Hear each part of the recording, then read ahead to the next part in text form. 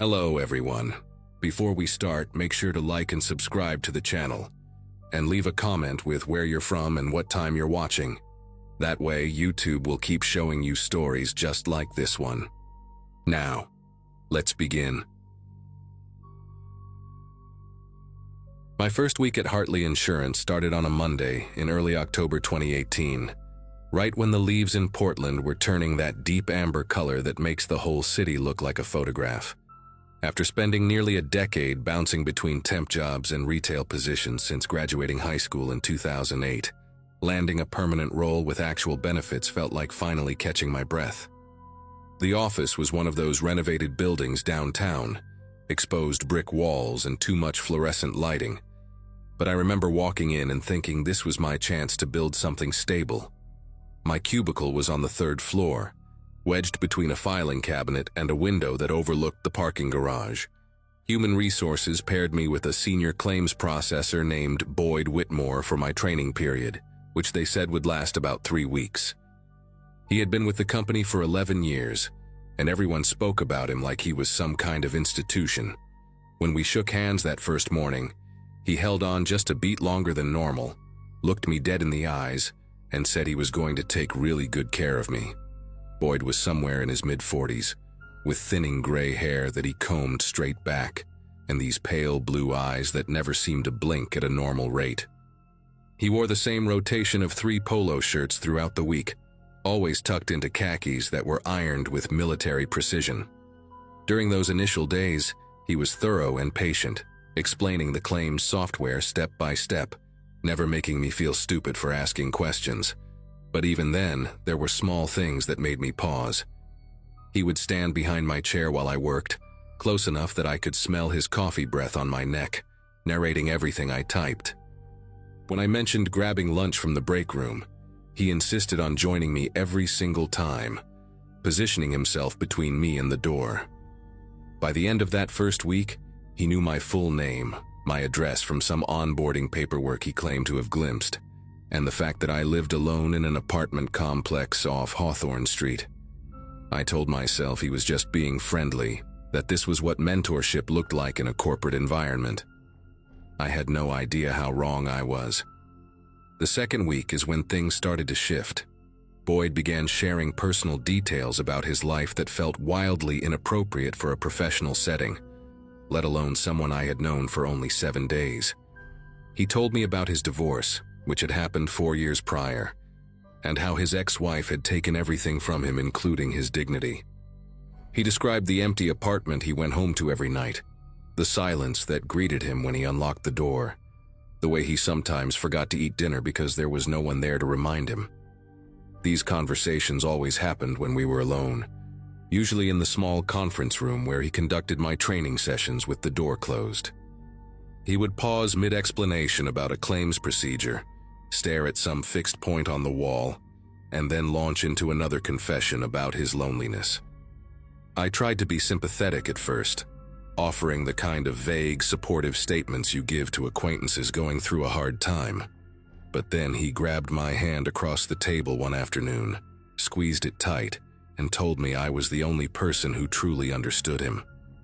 I pulled my hand back and made some excuse about needing to use the restroom. When I looked in the bathroom mirror, my face had gone pale, and there was this tight knot forming in my chest that would become a permanent fixture over the following weeks. After that incident, I started noticing how Boyd had positioned himself as a barrier between me and the rest of the office. Whenever someone stopped by my cubicle to introduce themselves, he would materialize within seconds, steering the conversation back to work or finding some reason to pull me away. A woman named Heather from accounting tried to invite me to a Friday happy hour during my 3rd week, and Boyd intercepted before I could even respond, telling her that I was still in training and needed to focus. He said it with this polite smile plastered on his face, but his tone left no room for argument. Heather gave me this look, eyebrows slightly raised like she was trying to communicate something without words. I wish I had paid more attention to that look. I wish I had followed her to her desk and asked what she knew about Boyd Whitmore that I clearly did not. By the end of October, my training period was officially over, but Boyd acted like nothing had changed. He still showed up at my cubicle first thing every morning with a cup of coffee made exactly the way I liked it, still insisted on eating lunch together, still found reasons to hover near my desk throughout the day. When I tried to politely decline his company, explaining that I needed to focus on my own workload now, his entire demeanor shifted. His face went blank for a moment, completely expressionless, and then he said something that still echoes in my head to this day. He called me his closest person, not his closest friend, not his work buddy, but his closest person, like I was somehow essential to his existence. He said it so matter-of-factly, like he was stating an obvious truth that I should have already known. I told him that was a really intense thing to say to a coworker, that we barely knew each other, and that I needed some professional distance. He just nodded slowly, that blank expression returning, and walked away without another word. I thought maybe I had finally gotten through to him. The next morning, I overheard Boyd talking to one of the senior managers near the coffee machine. I was walking past, and he did not seem to notice me, or maybe he did, and wanted me to hear. He was saying that he was worried about me, that I had been struggling emotionally since starting at the company, that I had confided in him about personal problems at home.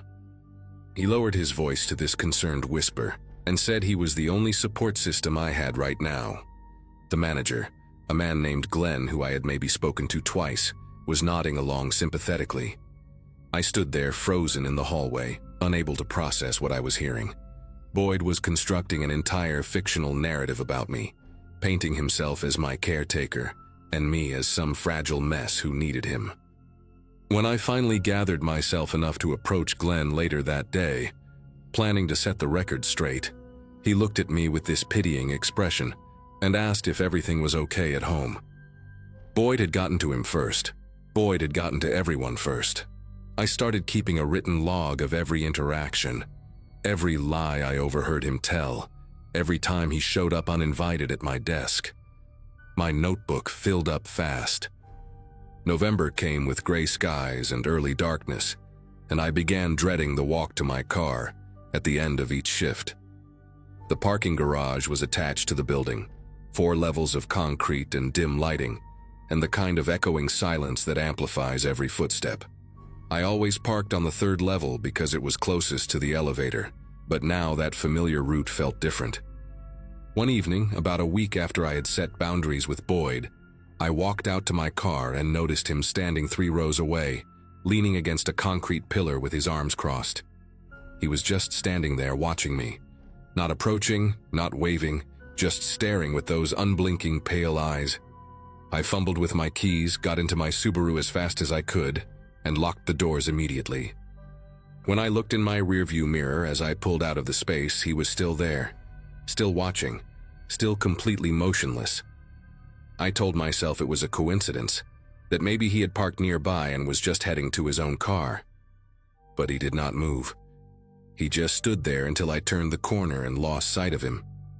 It happened again the next night, and the night after that. Boyd would always be somewhere in the garage when I left, never in the same spot twice, but always positioned so that he had a clear view of my car.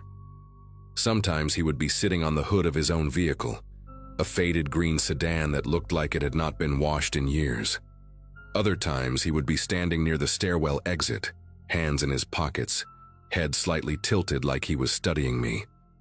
He never said anything, never approached, never acknowledged that what he was doing was deeply disturbing. It was always just that silent presence, that unwavering stare. I started varying my departure times, leaving 15 minutes early or staying an hour late, but somehow he always knew.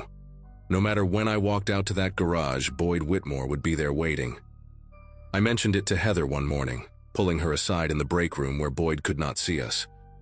She went quiet for a moment, then told me something that made my whole body go cold. She said there had been another woman before me, a claims processor who started about 2 years ago and quit after only 4 months.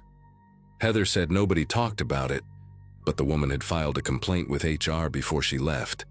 Nothing ever came of it. Boyd was too valuable, too senior, too protected. I filed my own complaint with HR the following Monday, bringing my notebook full of documentation, and trying to keep my voice steady as I explained everything to a woman named Diane, who sat behind a desk covered in motivational posters. She listened, nodded in all the right places, took notes on a yellow legal pad, and assured me the company took these matters very seriously. She said they would investigate and get back to me within 2 weeks. Those 2 weeks passed without a single word. When I finally followed up, Diane told me that after reviewing the situation, they had determined Boyd's behavior did not constitute harassment under company policy. She said he was simply being friendly and that perhaps I had misinterpreted his intentions.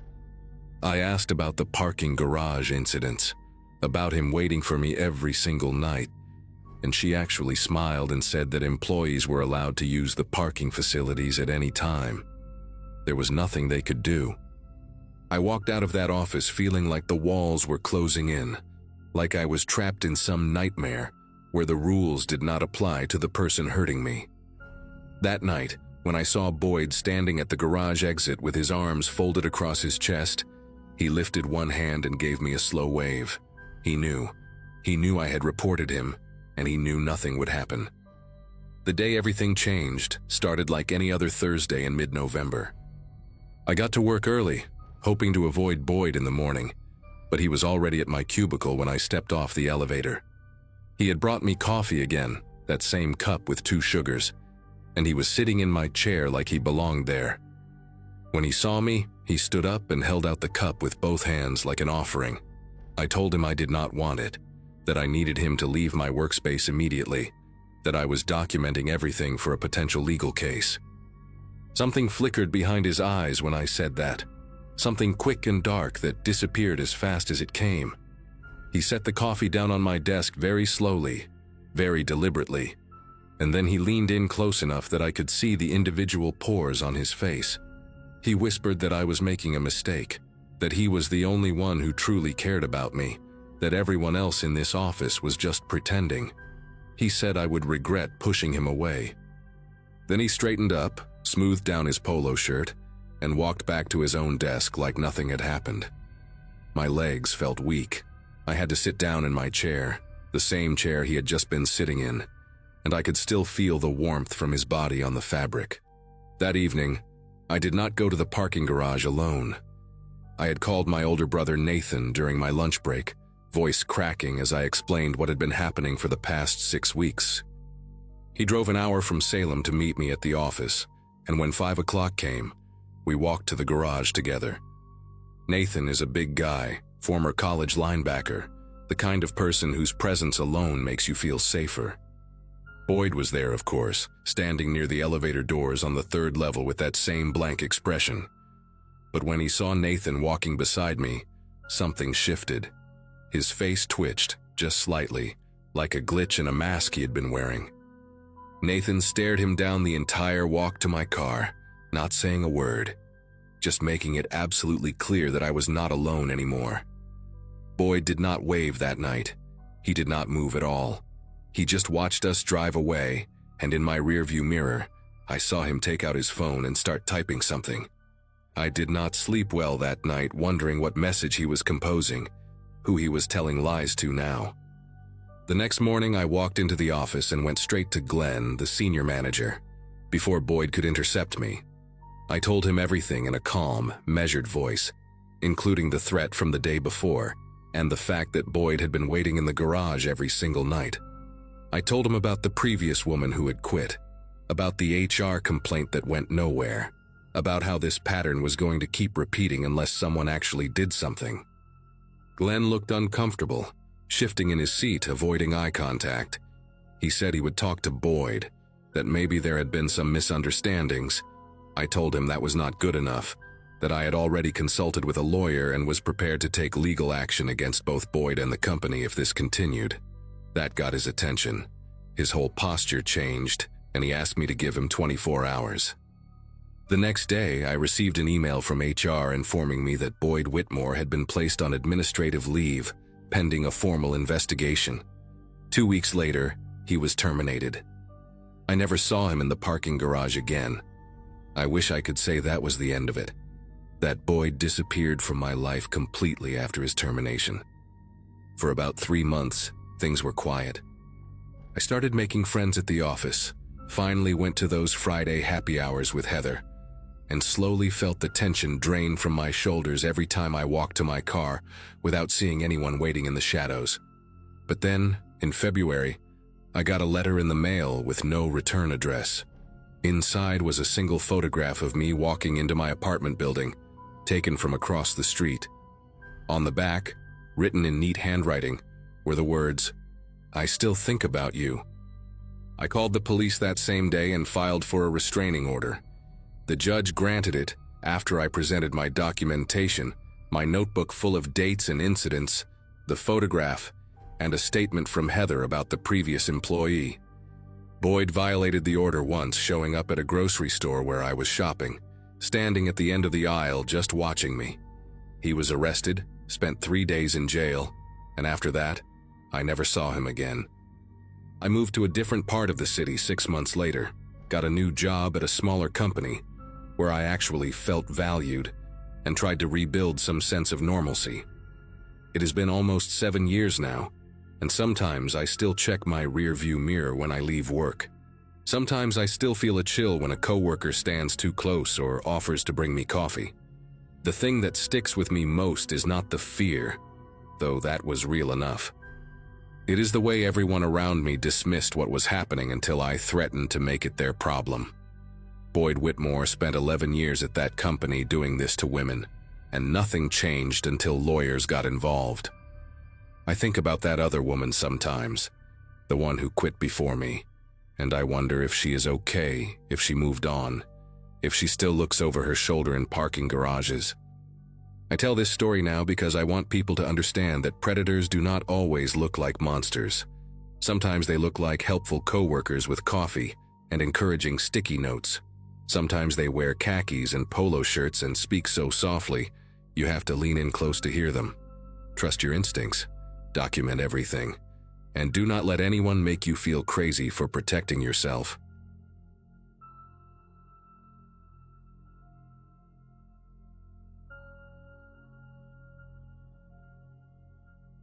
Overnight shifts at a gas station in the middle of nowhere have a way of making you question your life choices. My graduating class from 2011 had scattered across the country chasing careers and dreams, while I found myself behind a counter in rural Ohio, selling cigarettes and energy drinks to truckers passing through on Route 42. It was early February, a Wednesday night so cold that the air itself seemed frozen, and the fluorescent lights above the pumps flickered every few minutes like they were trying to send a message. I worked at a place called Rusty's Quick Stop, though nobody named Rusty had owned it in decades. Now it belonged to some corporation out of Chicago that sent us paychecks and nothing else. My shift partner that night was a guy named Boyd Pittman, a wiry man in his early 40s with deep-set eyes and a patchy beard that never quite filled in right. Boyd had been working there longer than anyone could remember, and he had this habit of humming old country songs under his breath while he restocked the coolers. We got along fine, mostly because neither of us felt the need to fill the silence with meaningless chatter. The trouble started around 11:30, when a customer pulled up in a beat-up Chevy pickup with rust eating through the wheel wells. He was a heavy-set guy in a camo jacket, the kind of regular we saw every week buying the same pack of Marlboro Reds and a tall boy of Bud Light. I was in the back doing inventory when I heard voices rising at the front counter. Not shouting exactly, but that tense, clipped tone people use right before things go sideways. By the time I came through the storage room door, the customer was already leaving, slamming the glass door hard enough to rattle the whole frame. Boyd stood behind the register with his jaw clenched so tight I could see the muscles twitching beneath his skin. When I asked what happened, he just shook his head and said the guy had accused him of shortchanging him by $1.50. It seemed like such a small thing at the time, the kind of minor friction that evaporates the moment the customer drives away. But Boyd kept staring at that door long after the taillights disappeared into the darkness, and something in his expression had shifted in a way I could not quite name. For the next hour, Boyd seemed to retreat into himself. He wandered between the aisles, straightening products that did not need straightening, adjusting candy bars so their labels faced forward with an almost obsessive precision. I tried to make small talk a few times, asked if he wanted me to grab him a coffee from the machine, mentioned that the weather was supposed to warm up by the weekend, but he barely acknowledged me. He just kept muttering under his breath, too quiet for me to catch the words, but loud enough that I could hear the rhythm of it, like he was rehearsing something or counting. Around 12:15, a couple stopped in to use the restroom and grab some snacks for the road, and Boyd refused to ring them up. He just stood there behind the counter staring at a spot on the wall while I apologized and handled the transaction myself. The woman gave me a look that said, "What's wrong with him?" And I shrugged like it was no big deal, even though my pulse had started to pick up in a way I did not like. After the couple left, Boyd announced he was going to the storage room to check on something. I said okay, figuring maybe he just needed a few minutes alone to shake off whatever was eating at him. The storage room was through a heavy metal door at the back of the building, a cluttered space filled with boxes of merchandise, cleaning supplies, and broken equipment that nobody had bothered to throw away. I went back to my spot behind the register and pulled out my phone, scrolling through nothing in particular just to pass the time.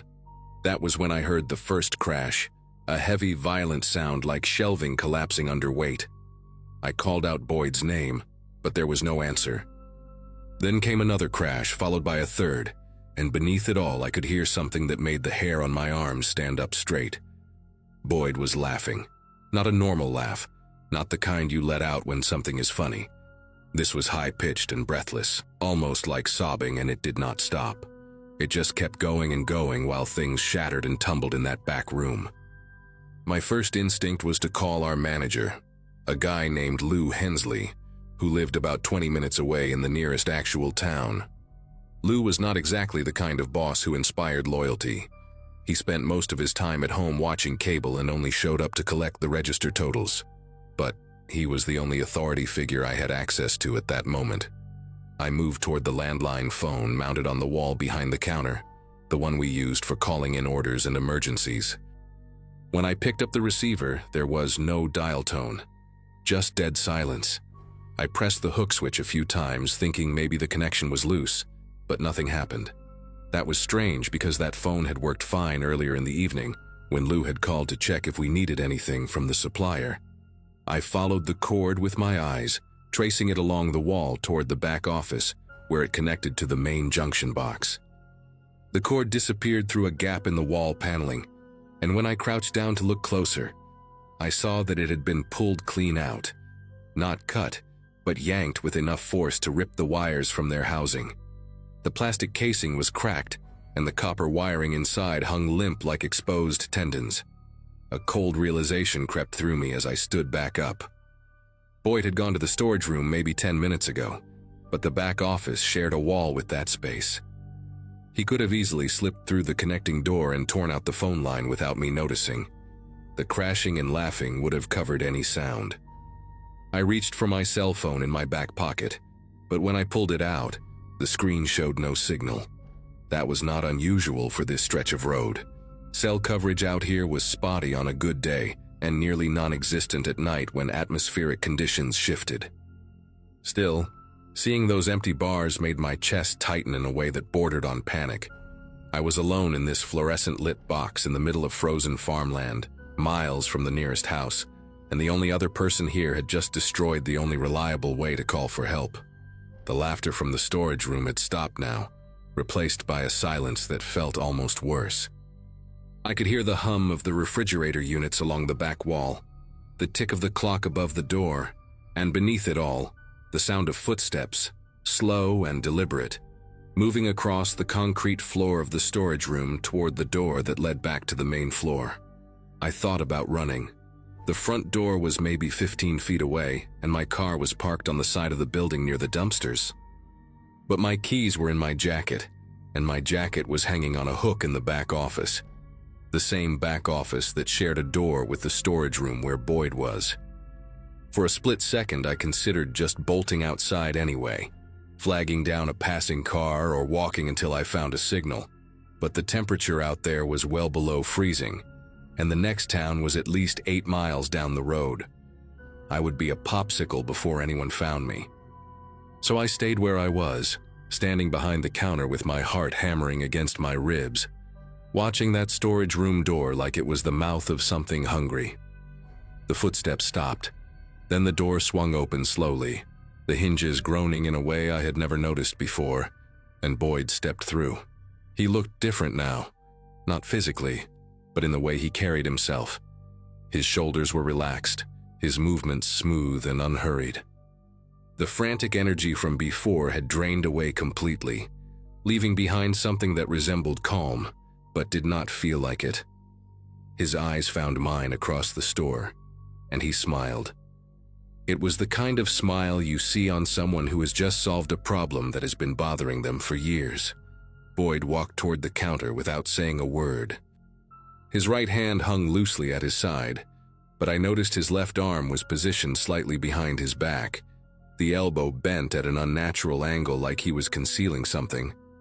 I tried to keep my voice steady when I spoke, asking him if everything was okay, if he wanted to talk about what just happened in the storage room.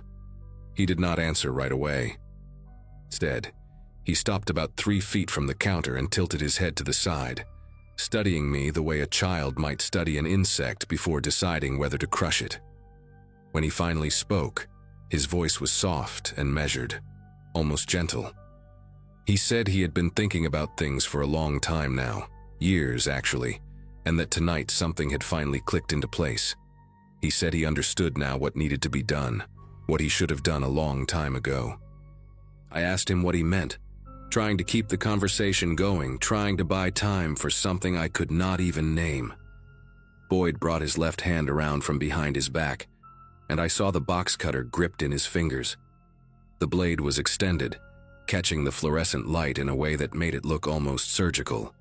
He held it loosely, casually, like it was just another tool he used every day, which technically it was. We used those box cutters to open shipments, to slice through packing tape, to break down cardboard. But the way Boyd looked at it now made it clear he had something else in mind entirely.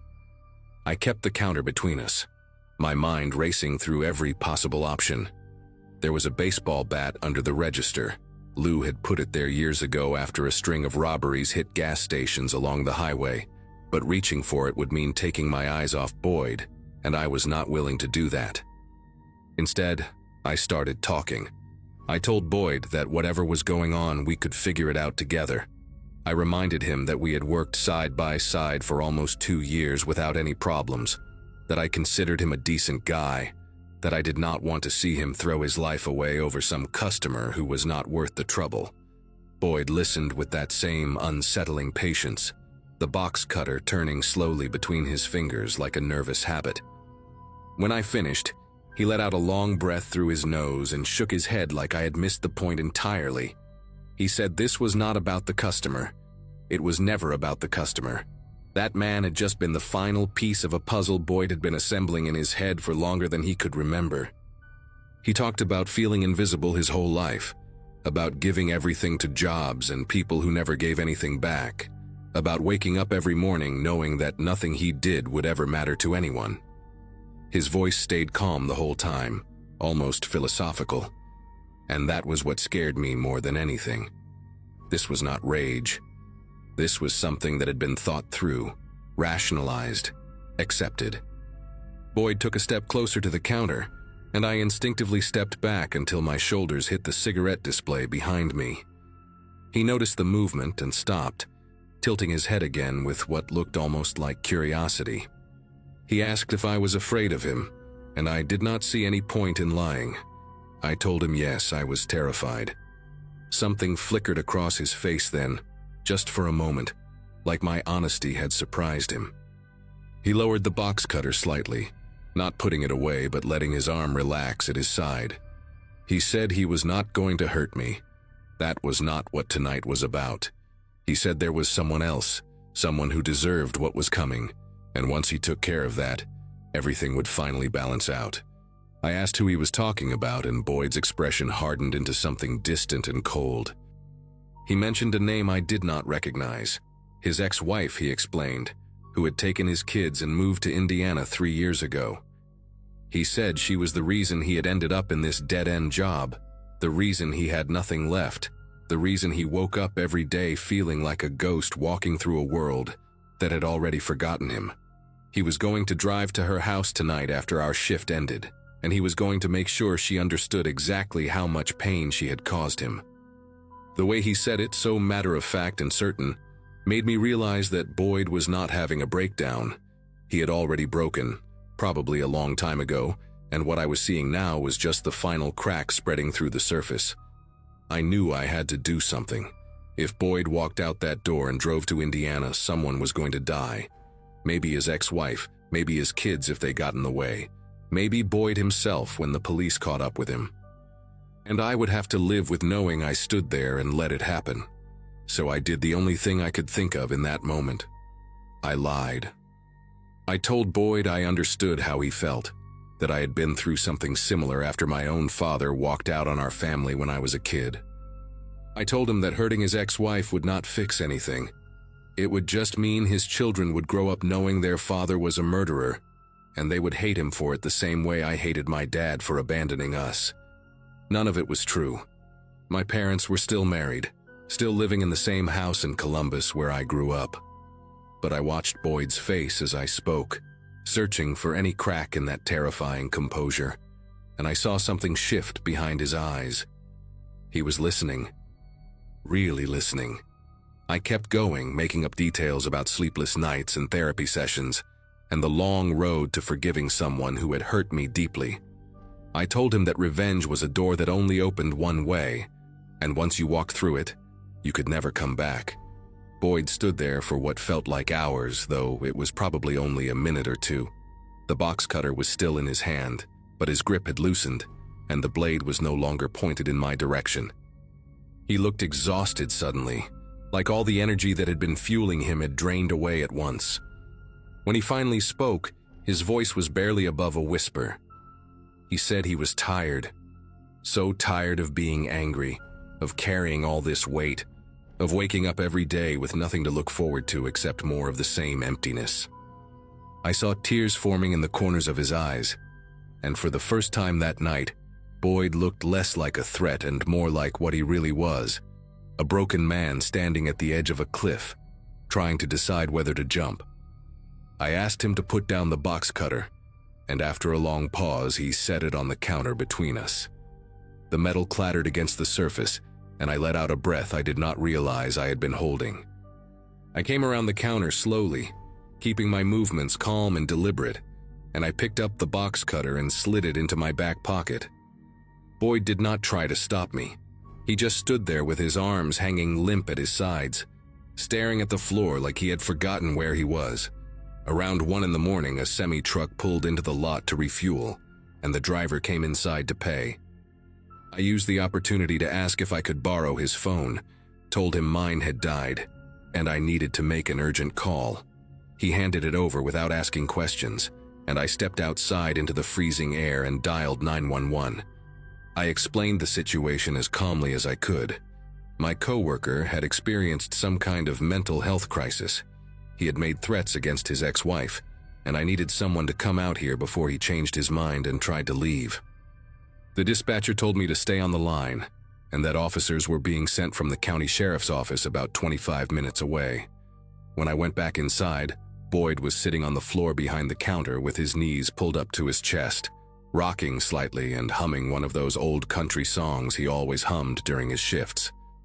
He did not look up when I approached. He did not seem to notice anything at all anymore. I sat down on the floor a few feet away from him and waited, watching the parking lot through the glass doors for the flash of red and blue lights. Neither of us said a word. The fluorescent lights buzzed overhead, and somewhere outside, the wind howled across the frozen fields, and I remember thinking that this was the longest night of my entire life. The police arrived around 1:40, 2 cruisers pulling into the lot with their lights on but no sirens. They took Boyd away in handcuffs, though he did not resist. He just walked between the officers like a sleepwalker, his eyes empty and distant. One of the deputies stayed behind to take my statement, and I told him everything that had happened from the argument with the customer to the moment I called for help. He said I had probably saved at least 1 life that night, maybe more, and that I should be proud of how I handled things. I did not feel proud.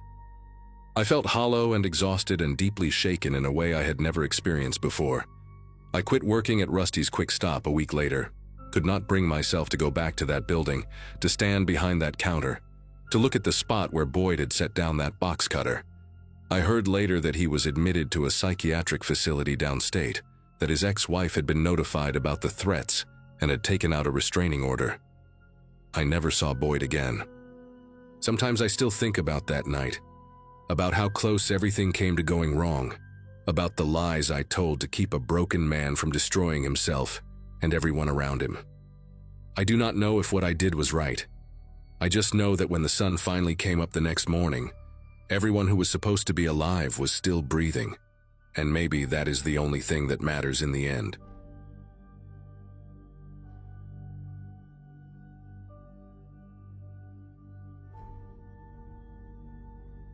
Everyone at Harmon's Home Goods thought I was lucky to land the assistant manager position right after finishing community college in 2015. My mom kept telling her friends how proud she was, how her daughter was climbing the ladder at 23, while other kids from my graduating class were still figuring out what to do with their lives. The store sat in a small strip mall outside of Dayton, Ohio, sandwiched between a nail salon and a Chinese takeout place that always smelled like burnt sesame oil.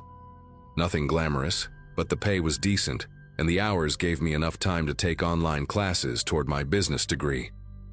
The store itself was one of those places that sold everything from picture frames to artificial plants, the kind of shop where middle-aged women spent Sunday afternoons browsing for things they did not really need. My manager, a heavy-set guy named Dennis who had been there for 15 years, trusted me enough to let me handle closing shifts alone most weeknights. It was quiet work, mostly restocking shelves and running the register for the few customers who wandered in after dinner. I liked the solitude, the hum of the fluorescent lights, the predictable rhythm of it all. That changed when corporate hired a new stock associate in early March. His name was Leonard Voss, and from the very first day, something about him made the air feel heavier. He was maybe 40, thin in a way that made his clothes hang loose on his frame, with pale blue eyes that never seemed to blink at the right moments. Leonard was polite to an almost uncomfortable degree, the kind of person who would hold a door open for you and then stand there smiling until you were completely through, watching the whole time. He spoke softly, always measuring his words like each one cost him something precious. The other employees found him odd but harmless, joking that he was probably just awkward from spending too much time alone, but I noticed things they did not. He started showing up 30 minutes before his shifts, sitting in his car in the parking lot with the engine off, just staring at the storefront. After closing time, when everyone else rushed to leave, Leonard would linger in the stockroom, rearranging boxes that did not need rearranging. Dennis said he was just dedicated, that we should be grateful someone actually wanted to work. I wanted to believe that. I really did. The Wednesday that everything fell apart started like any other closing shift. Dennis left around 6, patting me on the shoulder and reminding me to double-check the back door before I locked up. The evening crowd was thin, just a few regulars and a couple arguing over which lampshade matched their couch better. Leonard clocked in at 4, but was already there when I arrived at 3:30. Leaning against the wall near the employee entrance with a cup of gas station coffee in his hand. He smiled when he saw me, that slow, careful smile that showed too many teeth, and said something about how the weather was getting warmer. I nodded and walked past him quickly, pretending I needed to check something on my phone. By 8, the store was empty, except for the two of us. I told Leonard he could head out early since we were dead, but he shook his head and said he wanted to help me organize the stockroom. His voice was calm, almost gentle, but there was something underneath it that made my chest tighten. I should have insisted, should have made up some excuse about needing to do inventory alone. Instead, I just shrugged and said sure, thinking maybe I was being paranoid about a guy who was simply trying to be helpful. The stockroom at Harmon's was a narrow maze of metal shelving units stacked with boxes of merchandise waiting to be unpacked. The lighting back there was harsh and uneven, casting long shadows that shifted every time you moved between the aisles. Leonard followed me in and immediately started straightening boxes on the lower shelves, humming something tuneless under his breath. I was reaching for a box of ceramic vases on a high shelf when my elbow caught the strap of his backpack, which he had left sitting on top of a crate near the door. The bag tumbled to the concrete floor and spilled open, scattering its contents in a messy arc across the ground. Pens, a water bottle, some crumpled receipts, and then a manila folder that slid out and fanned open, revealing a stack of papers covered in official-looking print. I crouched down to help gather everything, already apologizing, when my eyes caught a photograph paper-clipped to one of the documents. It was a woman, maybe early 30s, with shoulder-length brown hair and a nervous smile. Below the photo, in bold capital letters, were the words, "Restraining Order," followed by a case number and a date from 2016. My hands went cold and I felt the air leave my lungs, but I kept my face neutral, shoving everything back into the folder without looking at it again. I handed Leonard his backpack and forced a laugh, saying something about how clumsy I was, how I was always knocking things over. He took the bag from me slowly, his fingers brushing against mine for just a second too long.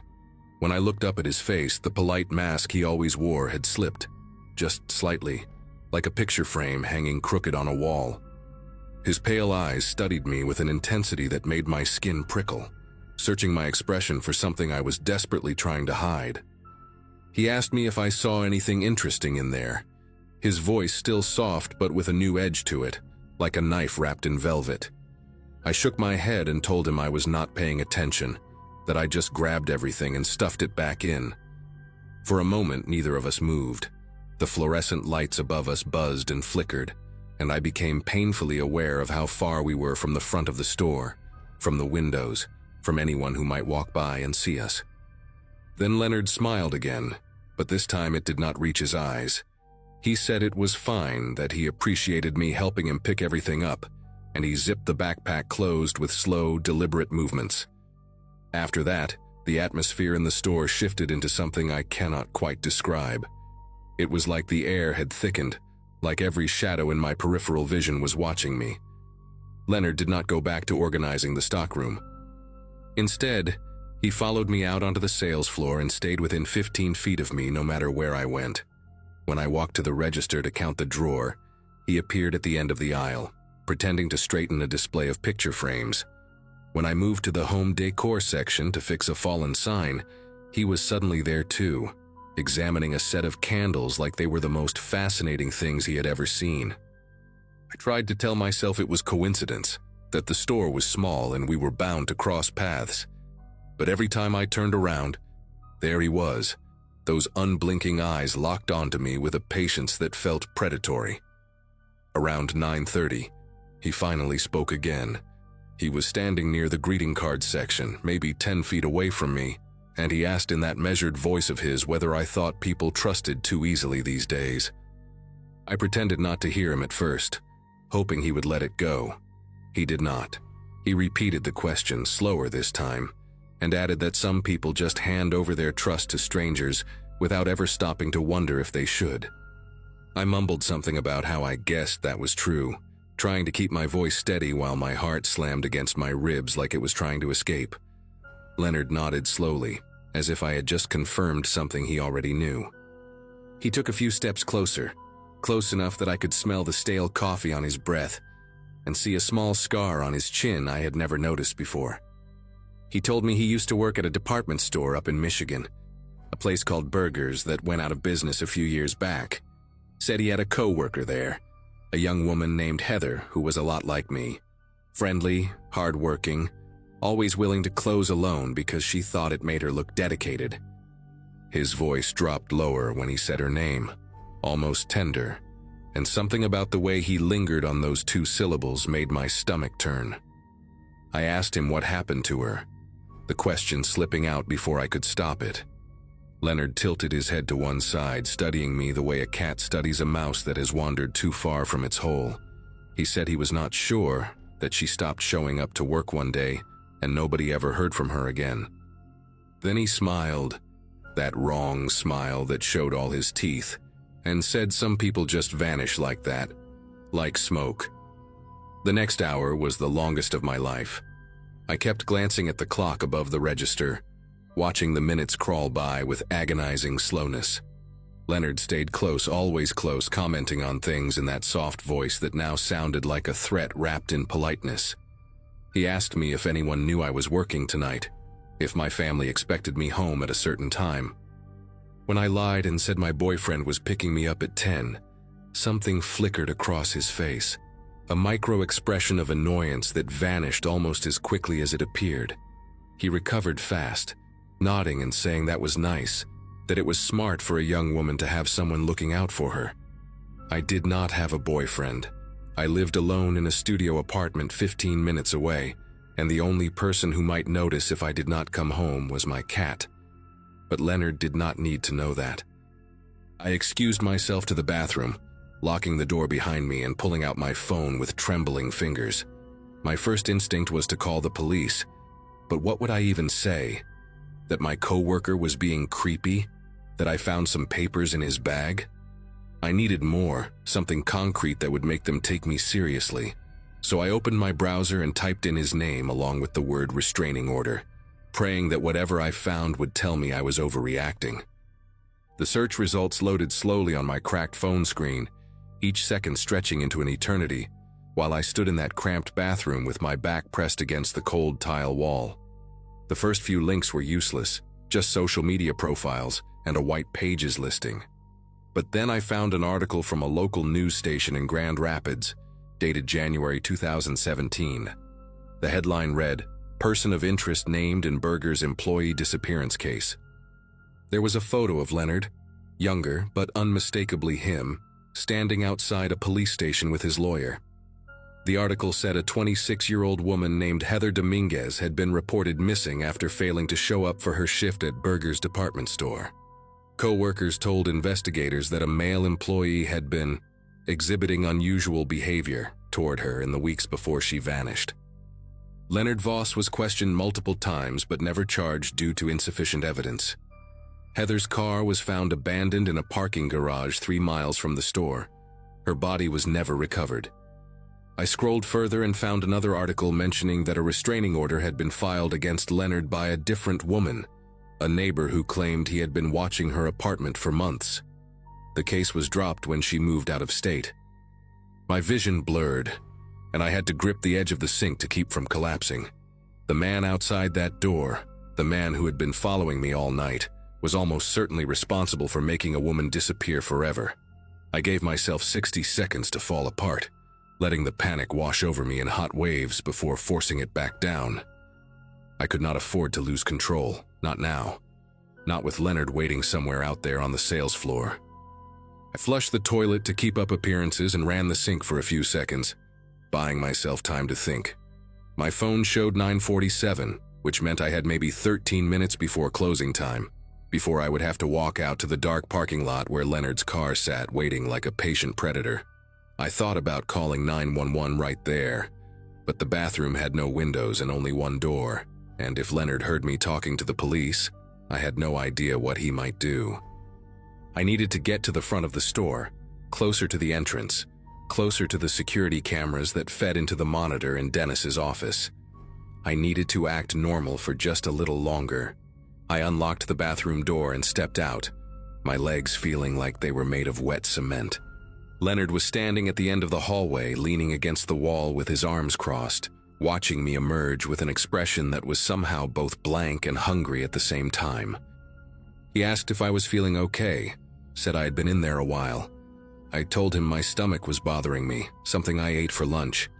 He nodded slowly, those pale eyes never leaving my face, and said we should probably start closing up soon. I walked toward the front of the store with Leonard trailing behind me, his footsteps soft and measured on the linoleum floor. Every instinct in my body screamed at me to run, to bolt for the door and never look back. But I knew that would only trigger whatever violence he was capable of. Instead, I kept my pace steady and my breathing controlled, focusing on the glowing exit sign above the entrance like it was a lighthouse guiding me through a storm. When I reached the register, I made a show of counting the drawer while secretly typing a text to my older brother Kevin, with one hand hidden below the counter. I wrote 3 words, Call me now. 30 seconds later, my phone rang, the sound cutting through the silence like a Juming lifeline. I answered it loudly, saying Kevin's name and asking him where he was, pretending to listen while he asked me what was going on. I told him I was just finishing up at work and that I would meet him outside in 2 minutes, making sure my voice carried across the store.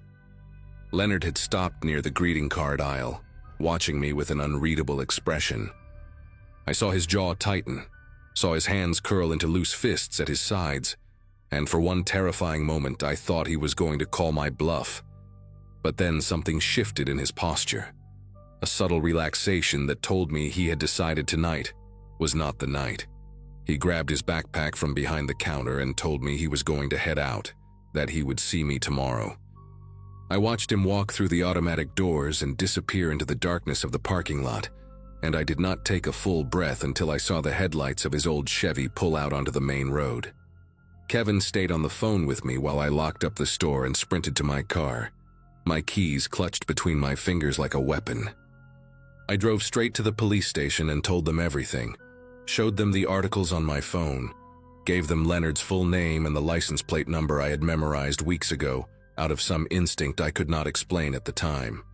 The detective who took my statement was a tired-looking woman in her 50s who listened without interrupting, her expression growing darker with every detail I shared. She told me they would look into it, that they would contact the department in Michigan and see if there was enough to reopen the investigation. I never went back to Harmon's. I called Dennis the next morning and quit over the phone, not giving him a reason, not caring what he thought. A week later, Kevin helped me move to a different city, a fresh start somewhere Leonard Voss would never find me. I learned from a news article 6 months later that he had been arrested in Indiana after a woman reported him for following her home from her workplace. The police searched his apartment and found photographs of dozens of women, taken without their knowledge, along with journals filled with detailed observations about their routines. Heather Dominguez was never found, and I still think about her sometimes, wonder if things might have been different if someone had trusted their instincts sooner. I think about how close I came to becoming another name in one of his journals, another woman who vanished like smoke. And I think about how the only reason I am here to tell this story is because I listened to that small voice in the back of my head, the one that kept whispering that something was deeply, terribly wrong with the quiet man who smiled too much and never blinked at the right moments.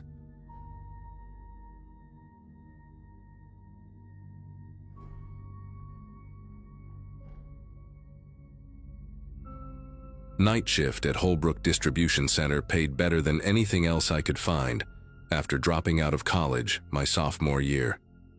My parents had graduated in the class of '89, both of them, and here I was stacking boxes in a warehouse outside of Portland while my younger sister finished her nursing degree. It was humbling, sure, but the work was steady and the people mostly kept to themselves. I had been there about 8 months when Curtis Beale transferred from the morning crew to our shift. He was one of those guys who stood a little too close when he talked, always finding reasons to hover near my station in the picking area.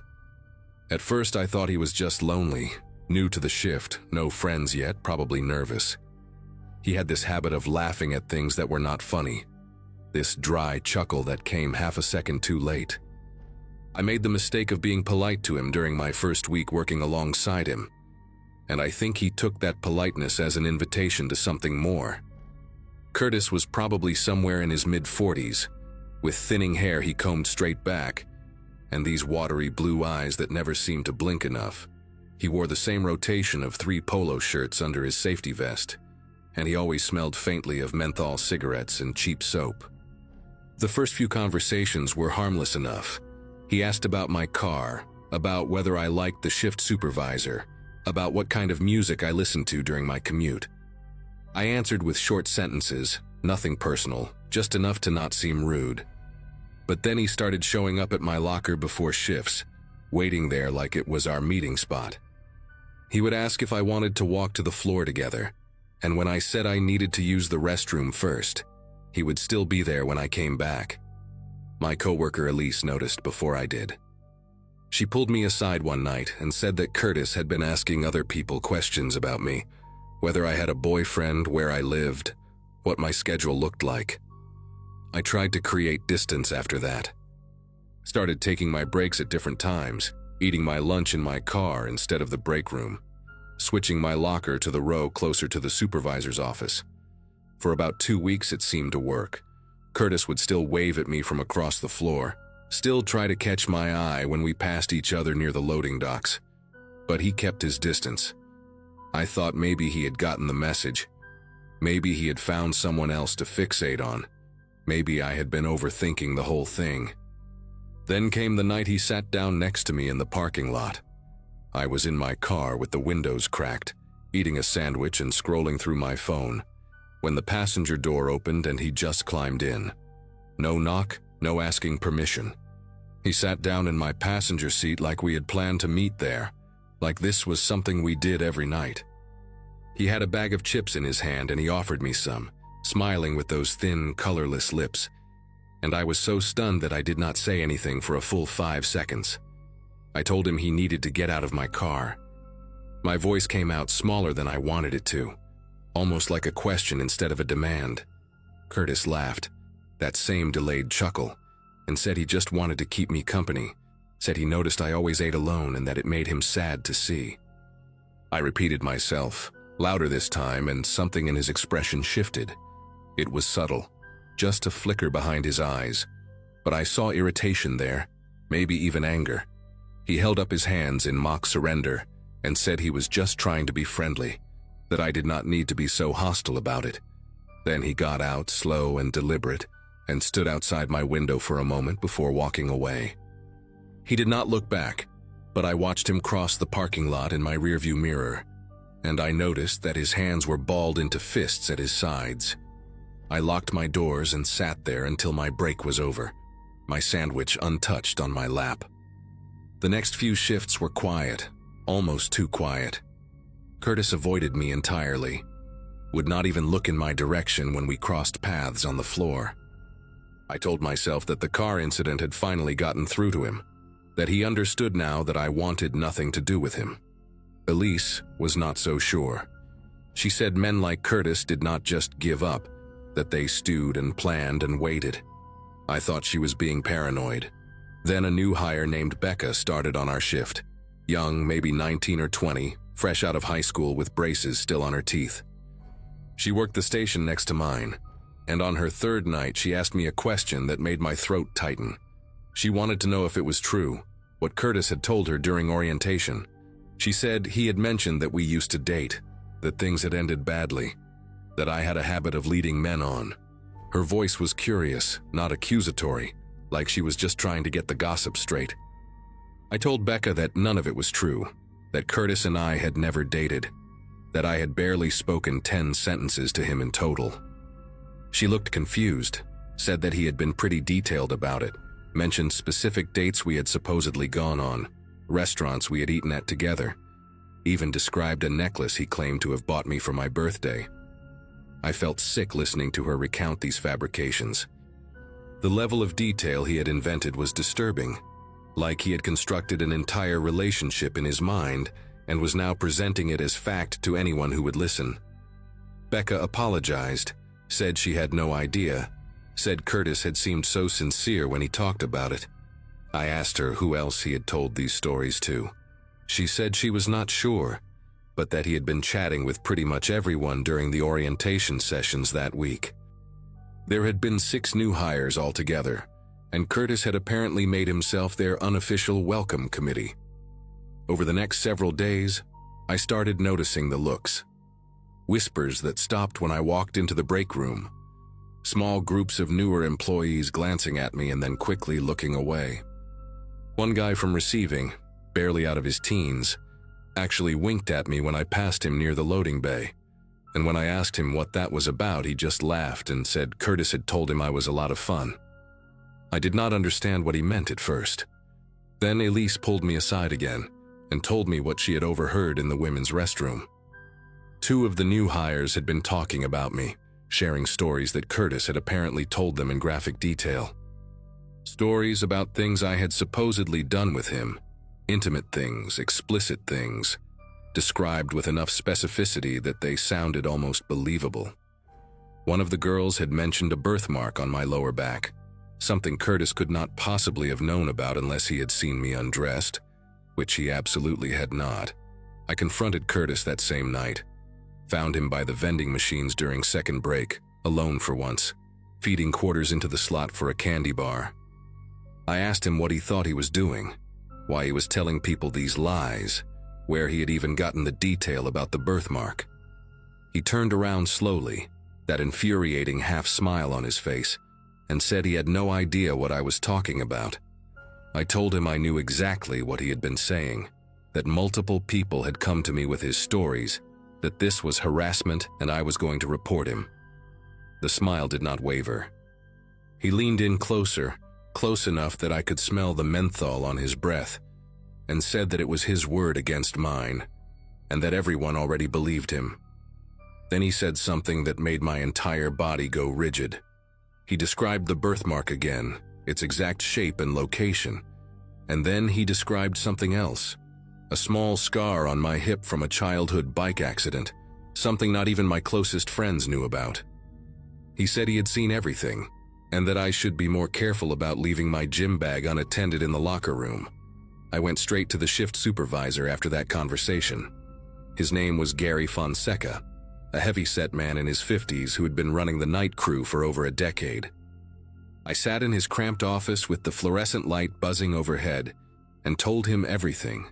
The unwanted attention, the invasion of my car, the fabricated stories, the intimate details Curtis could only have obtained by going through my personal belongings.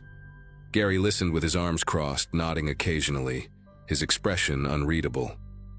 When I finished, he let out a long breath and said he would look into it. Said he took these things seriously. Said I should document everything from now on. But then he added something that made my heart sink. He said Curtis had been with the company for almost 15 years, that he had never had a single complaint against him, that some of the things I was describing sounded like misunderstandings. He asked if maybe I had given Curtis mixed signals without realizing it. I left his office feeling smaller than when I had walked in. The documentation became my obsession after that. I started carrying a small notebook in my vest pocket, writing down every interaction, every look, every comment I overheard. I saved text messages from coworkers who told me what Curtis was saying behind my back. I even asked Elise to write a statement about what she had witnessed, which she did without hesitation. Within 2 weeks, I had filled half the notebook with incidents. Times Curtis had followed me to my car after shift. Times he had shown up in aisles where I was working alone. Times new employees had approached me with increasingly disturbing versions of his stories. The rumors had evolved by then. He was no longer just claiming we had dated. Now he was telling people we were still seeing each other in secret, that I was engaged to someone else but could not stay away from him, that I had begged him not to tell anyone about our arrangement. One of the newer guys asked me point blank if it was true that I had a thing for older men, and when I said absolutely not, he just shrugged and said Curtis had shown him pictures. That was when I knew I had to go above Gary. The pictures changed everything. I contacted corporate HR directly, sent them an email with scanned pages from my notebook, attached the written statements from Elise and 2 other coworkers who had come forward, and explained that my direct supervisor had dismissed my concerns. The response came faster than I expected. Within 48 hours, an HR representative named Claudia drove up from the regional office to conduct interviews. She spoke to me first, then to Elise, then to several of the newer employees who had heard Curtis spreading his stories. She also pulled the security footage from the parking lot, which clearly showed Curtis entering my vehicle without permission on the night he had climbed into my car. When she finally sat down with Curtis himself, the interview lasted almost 2 hours. I do not know exactly what was said in that room, but I know that when Curtis walked out, his face was the color of old newspaper. He did not look at anyone. He went straight to his locker, gathered his things, and left the building. Claudia told me later that the pictures he had been showing people were photos he had taken of me from a distance, candid shots of me walking to my car, bending over to pick something up, standing at my workstation. Nothing explicit, but invasive enough to constitute grounds for immediate termination. Curtis was fired that same week. I learned through the grapevine that he had tried to fight it, claimed that the photos were innocent, claimed that I had led him on and then turned vindictive when he rejected me. But the documentation I had gathered was too thorough, the witness statements too consistent, and the security footage too damning. The last I heard, he had moved out of state. Someone said he had family in New Mexico, though I never bothered to verify it. I stayed at Holbrook for another year after that, long enough to watch the rumors fade and the new hires stop looking at me like I was some kind of scandal. Elise got promoted to team lead and made sure I was never scheduled anywhere near receiving, where Curtis used to work. I eventually left for a better job at a medical supply company across town, somewhere with daylight hours and no locker rooms. Sometimes I still think about those weeks when Curtis was constructing his fantasy version of me, telling strangers intimate details he had pieced together from stolen glances and rifled belongings. I think about how easily people believed him, how quickly a reputation can be dismantled by someone willing to lie with enough conviction. Keep my car doors locked now, even in my own driveway. I check behind me when I walk through parking lots at night. Some habits are hard to break once someone teaches you why they matter.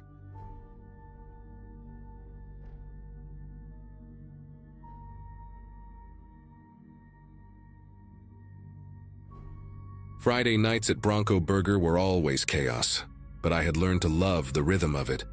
Orders flying, timers beeping, the smell of grease permanently embedded in my work shirts.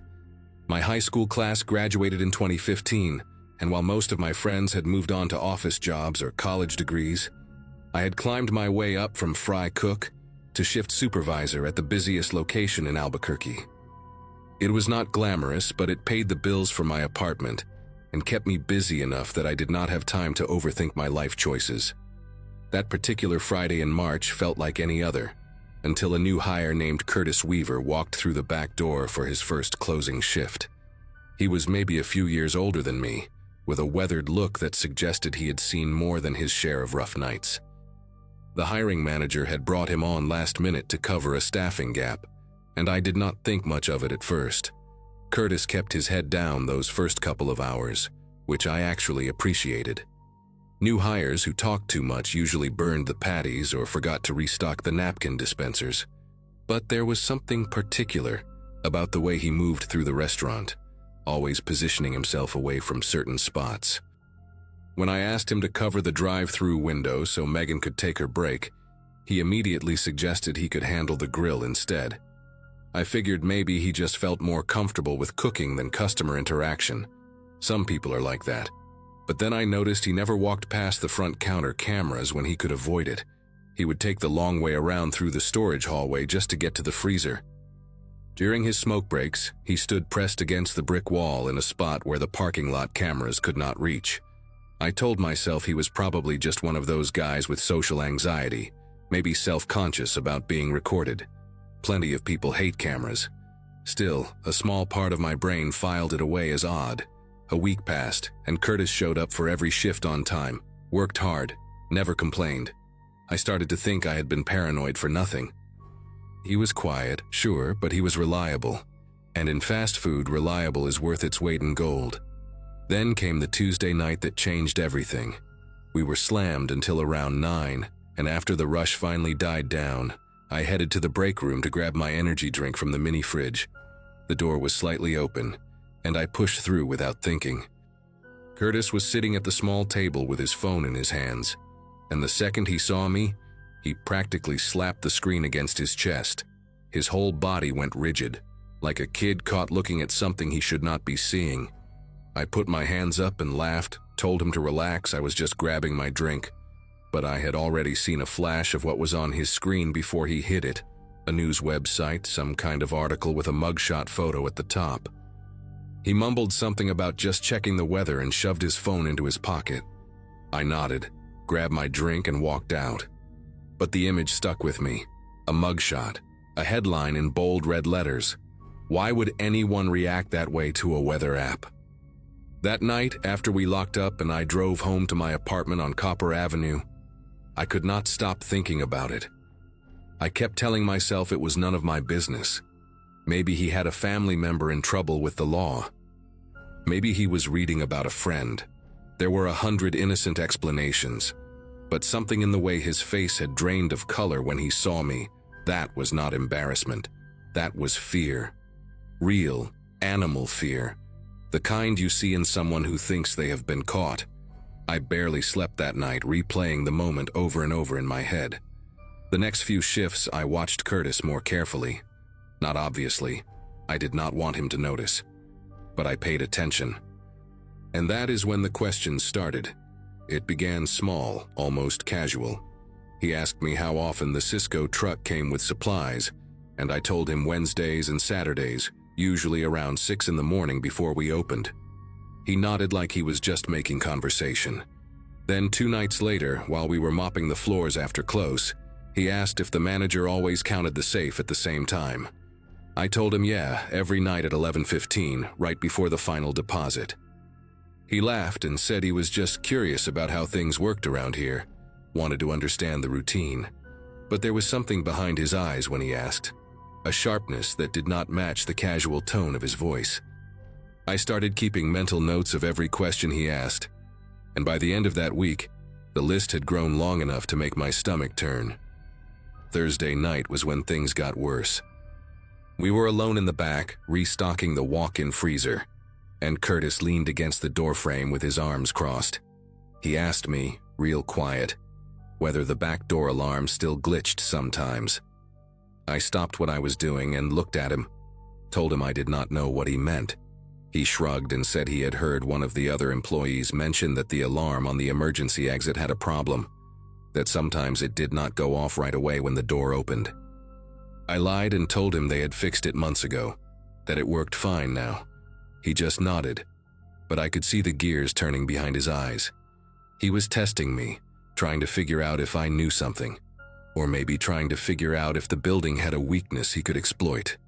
When I got home that night, I locked my apartment door, sat on my couch, and finally typed his name into Google, Curtis Weaver. Nothing came up except some random LinkedIn profiles and a high school football coach from Tennessee. Whoever this guy was, Curtis Weaver was not his real name.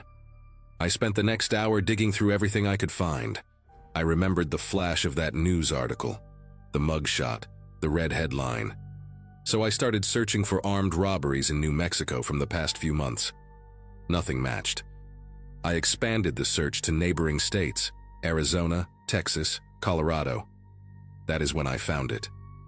A news story from a local station in Las Cruces about an armed robbery at a sandwich shop 3 towns over from where I lived. 2 men had walked in just before closing, held the employees at gunpoint, and emptied the safe. One of the robbers had been caught a week later, but the other one had vanished. The article included a photo from the security camera, grainy but clear enough. The man in the image had the same narrow face, the same high cheekbones, the same way of holding his shoulders slightly hunched forward. But what made my chest tighten was the tattoo. On the side of his neck, partially visible in the security footage, was a tattoo of a snake coiled around a dagger. I had seen that exact tattoo on Curtis when he leaned over the fryer, his collar pulling to the side. There was no doubt in my mind anymore. I was working closing shifts with a wanted man. I barely made it to the bathroom before I threw up. My mind was racing through every interaction I had with him, every time we had been alone in the building together. He had asked about the safe, he had asked about the delivery schedule, he had asked about the alarm. This was not paranoia, this was a pattern. He was planning something and I was the idiot who had been answering his questions like we were just coworkers making small talk. I sat on my bathroom floor for 20 minutes trying to figure out what to do. Part of me wanted to call the police right then, but I had no real proof. A grainy photo and a tattoo would not be enough. And if I was wrong, if somehow this was all a terrible coincidence, I could ruin an innocent man's life. But deep down, I knew I was not wrong. The way he hid from cameras, the fake name, the specific questions about our security vulnerabilities. Curtis, or whatever his real name was, had picked Bronco Burger as his next target, and I had 3 more closing shifts with him that week. Friday came, and I drove to work with a knot in my stomach so tight I could barely breathe. I had spent the previous night reading everything I could find about the robbery. The man who got caught had taken a plea deal and was serving 8 years. His partner, the one still missing, was identified as Darren Schofield, 31 years old with prior arrests for assault and breaking and entering. The fugitive alert had been issued 2 months ago, and police believed he had fled the state. But he had not fled anywhere. He was standing at the grill station when I walked in, flipping patties like he did not have a care in the world. I clocked in, put on my headset, and tried to act normal. Every time he looked at me, I felt like he could see right through my face, like he knew that I knew. I kept telling myself to stay calm, to just get through the shift. Megan was working drive-through and a kid named Jordan was handling the front counter. As long as there were other people around, I figured I was safe. But then Megan asked if she could leave an hour early because her sister was having car trouble, and I heard myself say yes before I could think it through. By 10:30, it was just me, Jordan, and Darren in the building. Jordan was 17, skinny, more interested in his phone than in any potential danger.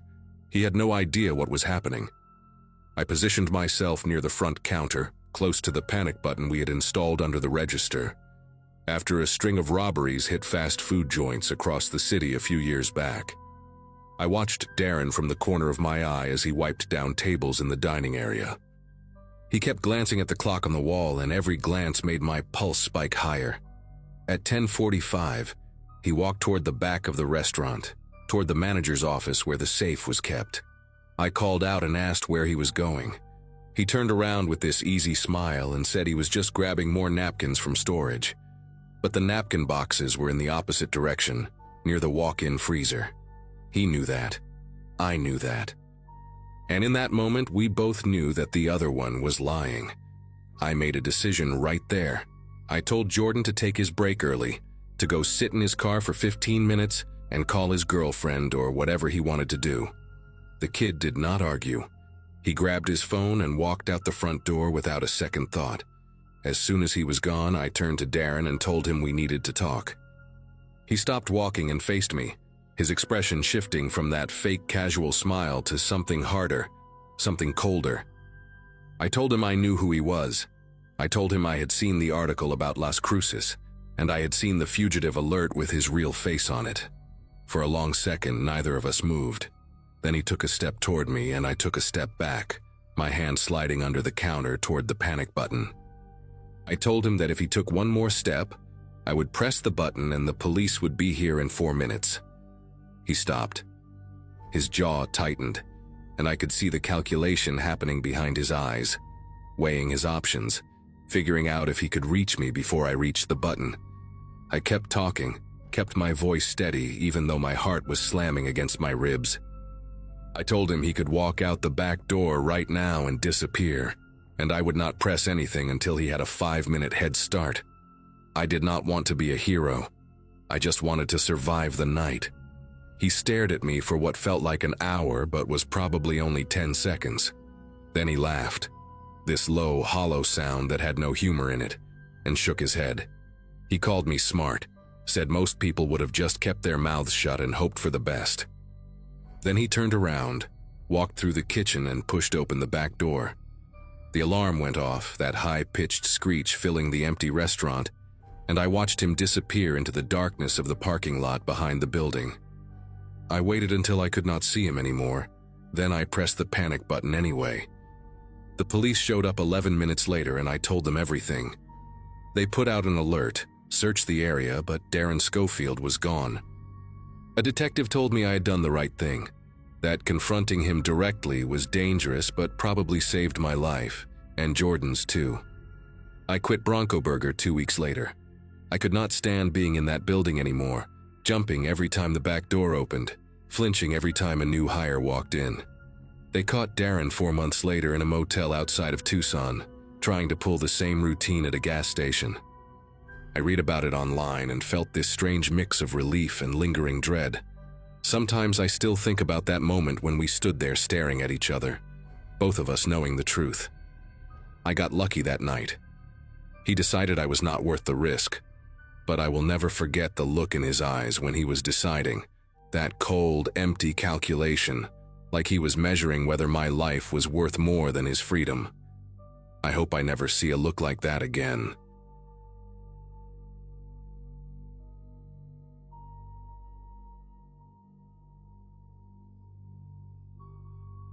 Closing shifts at Baxter's Home Goods were never anyone's idea of a good time, but I needed the extra hours that spring. My older brother had just gotten married the month before, and somewhere between the bachelor party and the wedding gift, my savings account had taken a serious hit. At 26, watching your siblings settle into adulthood while you still eat cereal for dinner most nights does something to your self-esteem. So picking up shifts felt like the least pathetic way to get back on track. The store was one of those massive warehouse-style places on the outskirts of Fredericksburg, Virginia, surrounded by nothing but a half-empty parking lot and a Taco Bell that closed at 10. That Wednesday night in April 2018, the schedule had me paired with Wanda for closing duties, which meant mopping floors, restocking shelves, and counting registers until almost midnight. I did not mind working with her, even though most people on the team found her a little strange. Wanda had transferred to our location about 4 months earlier from a store somewhere in Delaware, and she kept mostly to herself in a way that felt less antisocial and more like she was carrying something heavy she did not want to talk about. She was maybe 15 years older than me, with graying hair she kept in a tight bun and these deep-set eyes that always seemed to be looking past whatever was right in front of her. People in the break room whispered that she had left an abusive marriage, though nobody knew for sure, and I never asked. What I did know was that she worked harder than anyone else on the floor, never complained about staying late, and had this habit of triple-checking the locks before leaving like she expected someone to be waiting outside. That night, she seemed more on edge than usual, dropping her keys twice while we finished the registers and flinching hard when a car alarm went off in the parking lot. When I asked if she was okay, she just nodded quickly and said something about not sleeping well lately. I should have paid more attention to the way her hands trembled when she said it.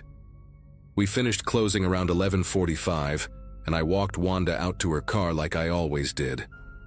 The parking lot had that eerie orange glow from the sodium lights, and our footsteps echoed louder than they should have against the empty asphalt. Her old Nissan Sentra sat alone near the back of the lot, which I always thought was a weird choice since there were plenty of spots closer to the door. When she tried to start it, the engine made this grinding sound, and then nothing. She tried again, same result. I could see her grip tightening on the steering wheel, knuckles going white, and for a second I thought she might start crying. I offered to give her a jump, but after checking under the hood, it was clear the battery was not the problem. Something mechanical had given out, and neither of us knew enough about cars to figure out what. She sat there staring at the dashboard like it had personally betrayed her, and I felt terrible just leaving her stranded in that empty lot close to midnight. That is when I made the offer that changed everything about that night. I told her I could drive her home, that it was no big deal, that she could call a tow truck in the morning when places were actually open. She hesitated for a long moment, looking around the parking lot like she was scanning for something in the shadows, and then finally agreed with a quiet thank you that barely reached my ears. The drive to her apartment complex took about 20 minutes, and she spent most of it staring out the passenger window without saying a word. I tried to make small talk about work stuff, about the new inventory system everyone hated, about our manager's annoying habit of scheduling meetings during lunch breaks. She gave one-word answers at best, and after a while I just let the silence fill the car. When we pulled into her complex, this rundown 3-story building with flickering hallway lights, she asked if I could walk her to her door. Said she did not like walking through the building alone at night. Something in her voice made it impossible to say no. Her apartment was on the 3rd floor, at the end of a hallway that smelled like mildew and cigarette smoke. The carpet was this faded brown color with stains I did not want to think about, and half the lights along the ceiling were either burned out or buzzing like dying insects. Wanda walked fast, her keys already in her hand, checking each door we passed like she expected one of them to swing open. When we reached her unit, number 312, she fumbled with the lock for what felt like forever before finally getting it open. She stepped inside and flicked on the light, then turned to thank me for the ride. I was about to say goodnight and head back to my car when she grabbed my wrist. Not hard, but firm enough to stop me. She asked if I could just come in for a minute, said she wanted to make sure everything was okay inside before I left. Her eyes had this desperate look that I had never seen at work, like she was holding back something much bigger than what she was saying. Against every instinct telling me to go home, I stepped inside. The apartment was small and sparse, just a living room connected to a tiny kitchen, with a single door that I assumed led to the bedroom. The furniture looked secondhand, a sagging couch with floral print, a coffee table with water rings on the surface, and a television that had to be at least 15 years old. What struck me was how clean everything was despite looking worn out, like she spent hours scrubbing surfaces that would never look new again. There were no pictures on the walls, no decorations, nothing personal at all except for a small ceramic cat figurine sitting on the windowsill above the kitchen sink. Wanda locked the door behind us, and I heard her slide the deadbolt, then a chain lock, then what sounded like a secondary bolt near the floor. 3 locks for a tiny apartment in a rundown complex seemed excessive, but I did not say anything. She walked through the space quickly, checking the bedroom, the closet, even pulling back the shower curtain in the bathroom. When she came back to the living room, she let out this long breath like she had been holding it the whole time. That is when I said I should probably get going, that it was getting late. And that is when everything changed. Wanda was standing between me and the door when her face just crumbled. There is no other way to describe it. 1 second she looked relieved, and the next her expression twisted into something raw and terrified, like she had suddenly remembered something horrible. She started mumbling under her breath, words I could not quite catch, and her eyes darted to the window like she had heard something outside.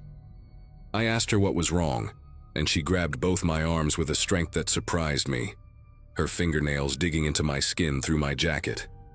She said he had found her. She said he was here, that he had been following her for weeks, watching her at work, waiting in the parking lot. I asked who, and she just shook her head violently, tears starting to stream down her face. She said I could not leave, that if I opened that door he would get in, that he was probably in the hallway right now. I tried to stay calm, told her we could call the police if someone was stalking her, but she almost screamed when I said that. She said the police never helped, that they never believed her, that last time she called them they treated her like she was crazy and let him walk free. I did not know what to do. Part of me wanted to believe her, because the fear on her face was so genuine it made my chest tight. But another part of me was starting to realize that something was very wrong with Wanda herself, not just her situation. She kept pacing between the door and the window, peeking through the blinds every few seconds, muttering about how he always found her no matter where she went. I tried to inch toward the door, said I could check the hallway to make sure no one was there, but she practically threw herself in front of it. She begged me not to open it, said that was exactly what he wanted, that he was waiting for one of us to step out. Her voice had this cracked, desperate quality that I had only ever heard in movies about people losing their grip on reality. I pulled out my phone to call someone, anyone, and she slapped it out of my hand so fast I did not even see her move. It hit the floor and slid under the couch, and she stood there breathing hard, saying she was sorry but I did not understand, that phones were how he tracked her, that he had people everywhere listening. That was the moment I understood I was trapped in that apartment with someone who was genuinely unwell, and I had no idea how I was going to get out. The next hour was one of the longest of my life. Wanda kept moving around the apartment like a caged animal, checking the window, pressing her ear against the door, whispering things I could not hear. I sat on the couch trying to figure out my options, but every time I shifted my weight or made any movement toward the door, she would snap her attention to me with this look that made me stay perfectly still. Around 1 in the morning, she went into the kitchen and came back holding a knife. Not a small one either, but a proper chef's knife with a blade that caught the dim light from the ceiling fixture. She was not pointing it at me, just holding it at her side, but my whole body went cold seeing it in her hand. She said it was for protection, that if he broke through the door, she needed to be ready. I told her to put it down, that she was scaring me, and she looked at me with these hollow eyes and said I was the only person she could trust, that everyone else had abandoned her, that I was the only one who understood. I did not understand anything except that I needed to get out of there before the situation got worse. She started talking then, really talking, and I let her because I thought maybe if she got whatever was inside her out, she might calm down enough for me to leave. She told me about her ex-husband, a man named Craig who she said had been hunting her since she left him 3 years ago. She said he was connected, that he had friends in law enforcement, that he could find her anywhere she went no matter how many times she moved or changed jobs. Some of what she said sounded plausible at first, the way abusers sometimes do stalk their victims, the way the system fails women who try to escape.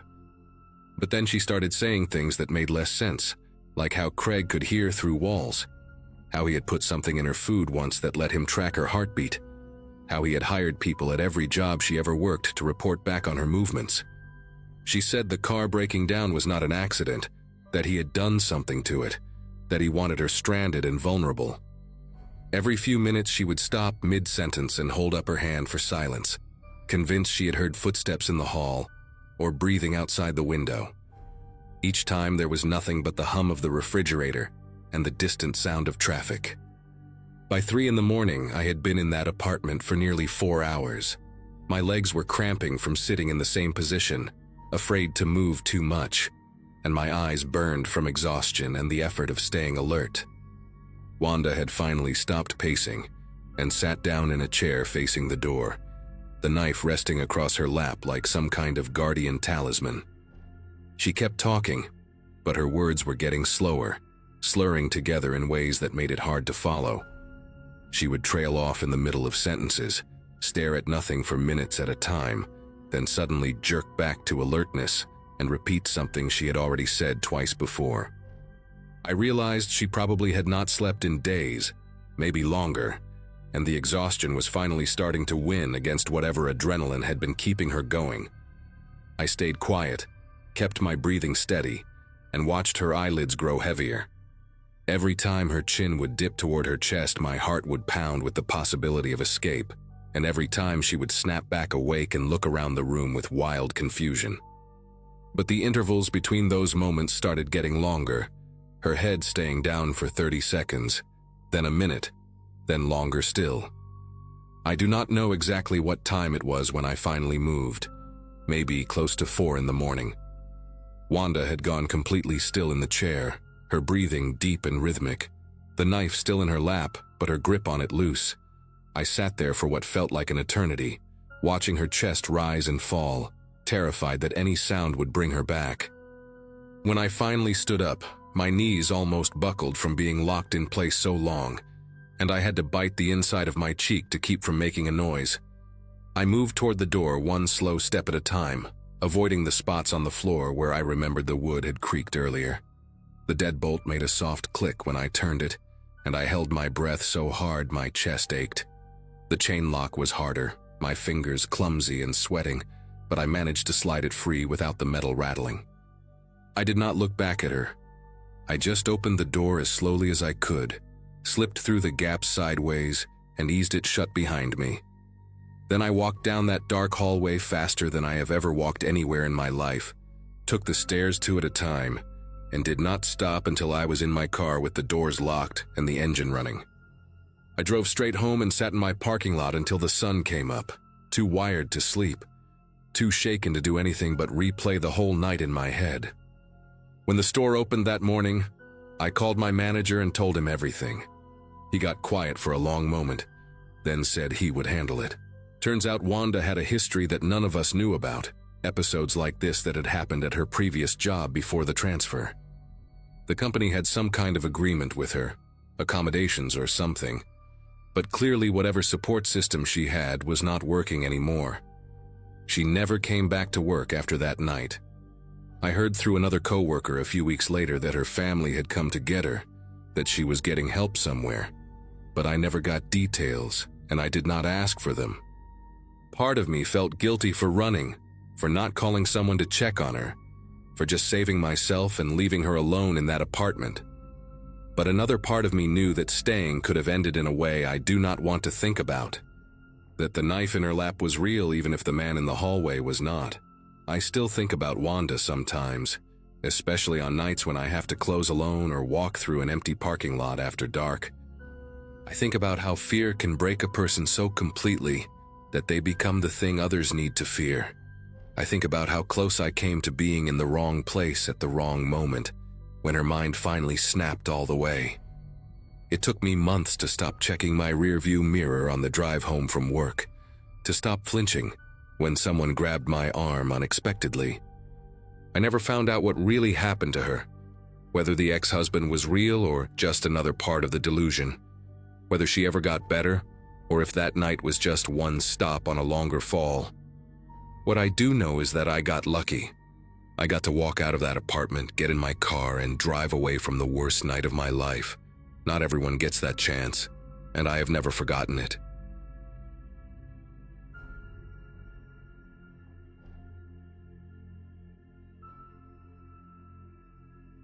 Working nights at that small highway hotel had become a strange sort of comfort for me. My schedule was upside down compared to most people I knew, but I liked the quiet.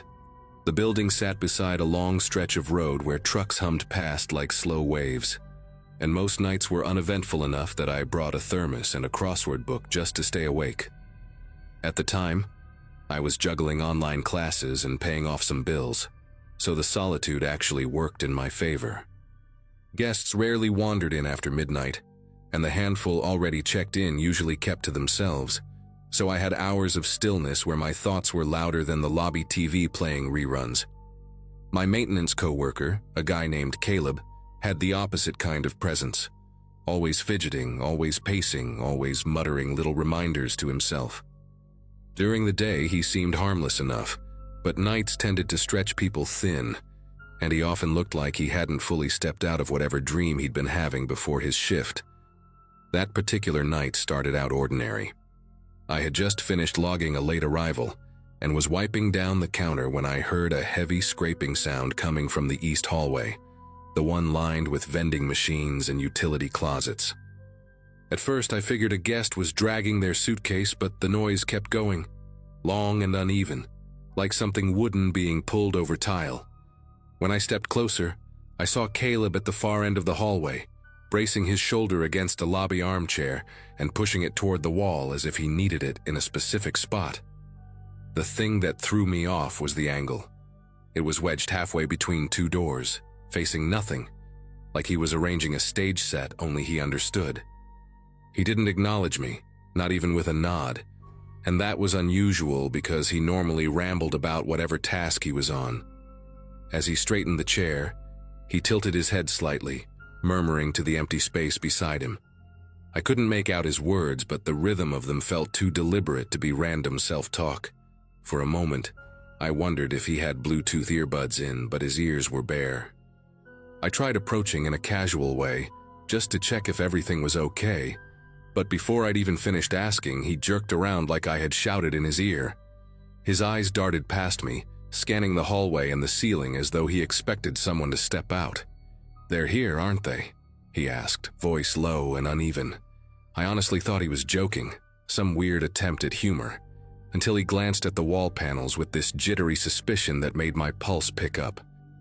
When he stepped closer, I noticed the end of a metal handle sticking out from inside his sleeve, barely hidden by the cuff of his work shirt. It took me a second to recognize the shape, long, narrow, with those faint grip ridges. A screwdriver. And suddenly the scattered details I'd been ignoring started clicking into place. The unplugged cameras, the shifting furniture, the doors he'd been checking all week. He stepped back from me like he needed more space to think, rubbing his thumb over the concealed handle in his sleeve, almost absent-mindedly. His gaze kept drifting to the lobby entrance behind me, and that's when I remembered the odd clicking sound I'd heard earlier, like metal tapping against metal. At the time, I shrugged it off as part of his routine checks. Now it occurred to me that I hadn't heard the door latch engage properly in a while. A cold, steady awareness settled in my mind. Not panic, but a kind of forced clarity. If he had been removing hinges or tampering with the locks, I might not be able to get out easily if things escalated. The idea made me straighten a little, like my body was quietly telling me to stay alert without drawing attention to it. Caleb started talking again, this time in a sharper voice, pointing at the drywall like it held answers only he could interpret. "You think I don't hear them?" he said. "You think I don't know you brought them in?" The way he spoke wasn't angry at first. It was more desperate, the kind of tone someone uses when they're trying to piece together a puzzle that keeps shifting around. But when I told him nobody else was here, that the hall was empty, the rooms booked but silent, his expression tightened in a way that made my heart thud. He leaned closer to the wall, tracing a line along the seam where two panels met, whispering something under his breath, as if someone behind the plaster was whispering back. I tried to keep my voice steady, suggesting maybe we should step into the brighter part of the lobby so he could show me what he meant. My goal wasn't to argue or correct him, just to bring him into a space where I had a little more room to react. Instead, he moved the other direction. He crouched near the base of the hallway door to the laundry room, poking his fingers into the hinge pocket like he was checking his progress. When he stood again, the screwdriver had slipped fully into view, and I could see faint scuff marks on the metal frame, like he'd been loosening the hardware for hours. There were similar marks on at least 3 other doors nearby, ones I had assumed were from routine maintenance. I suddenly felt very aware of every exit in the building and how many ways they might no longer behave like exits. He stood up and faced me again, his stance tight, breathing uneven. "They're behind you right now," he said softly, and the certainty in his tone made my chest tighten in a way I can't even describe. I didn't turn around. I knew there was no one there.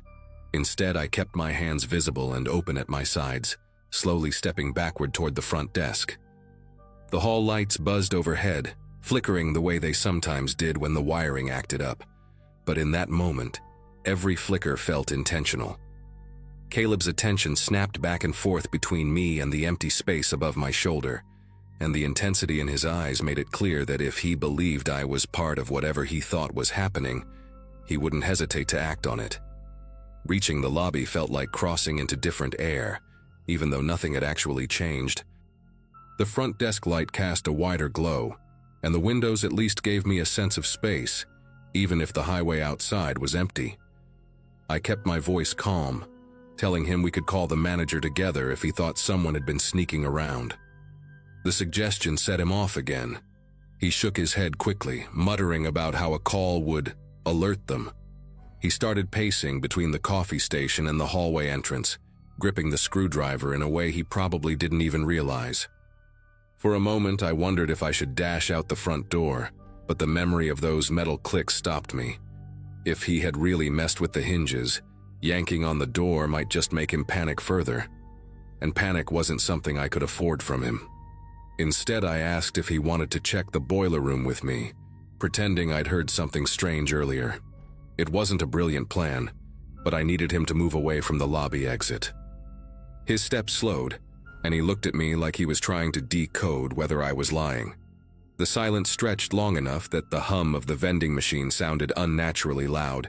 Then he nodded, just once, and told me I should walk ahead. That single request chilled me more than anything else that night. I couldn't lead him deeper into the building, not with that tool in his hand and that erratic suspicion flickering across his face.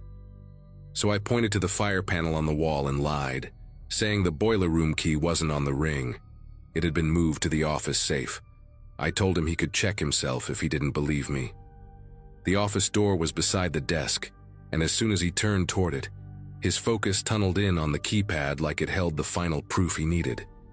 He stepped closer, tapping his fingers along the metal edge, whispering to whoever he thought stood beside him.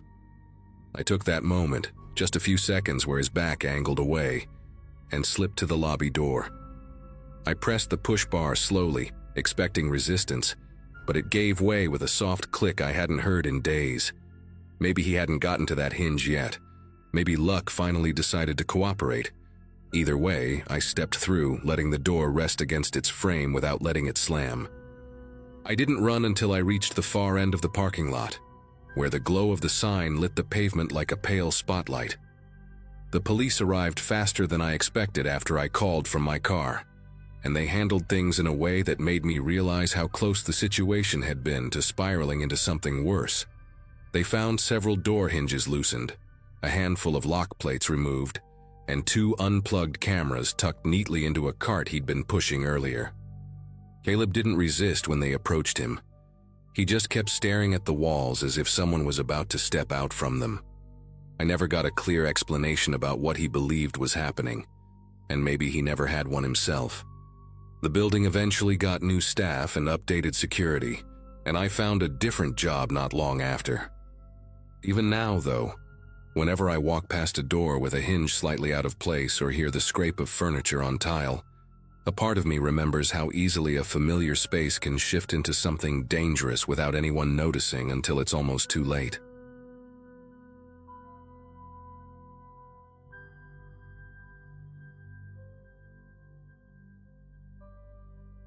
Most of my life has been a mix of odd jobs, and that particular winter I'd picked up a seasonal shift at a warehouse outside a small town where I was renting a second-floor unit in an aging apartment complex. My schedule had flipped upside down because of holiday demand, so I'd been working late nights, finishing around midnight or a little after. The place itself had that industrial smell of cardboard dust and cheap heater vents, and everyone walked around half awake, trading jokes just to stay moving. I kept mostly to myself, sharing quick conversations during breaks but never getting too close to anyone. That's probably why I didn't notice right away how one specific coworker had inserted himself into almost every end-of-shift routine. His name was Darren, quiet at first glance but always drifting toward whoever seemed tired or distracted. The habit started small. He'd casually offer to walk people to their cars in the back lot since the area wasn't well lit, and sometimes felt uneasy after midnight. Most folks didn't think twice about it, accepting the company if they didn't want to cross the icy pavement alone. He had this way of lingering near the punch-out station, waiting until someone else grabbed their stuff so he could fall in step behind them.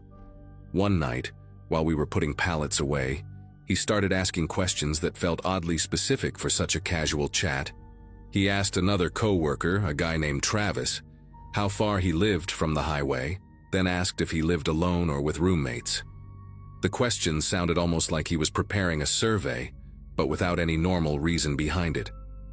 Travis laughed it off, but I remember the way Darren watched him afterward, like he was storing the answers somewhere in his head. I figured maybe he was awkward socially, or trying too hard to make small talk, until he turned the same line of questioning toward me during break.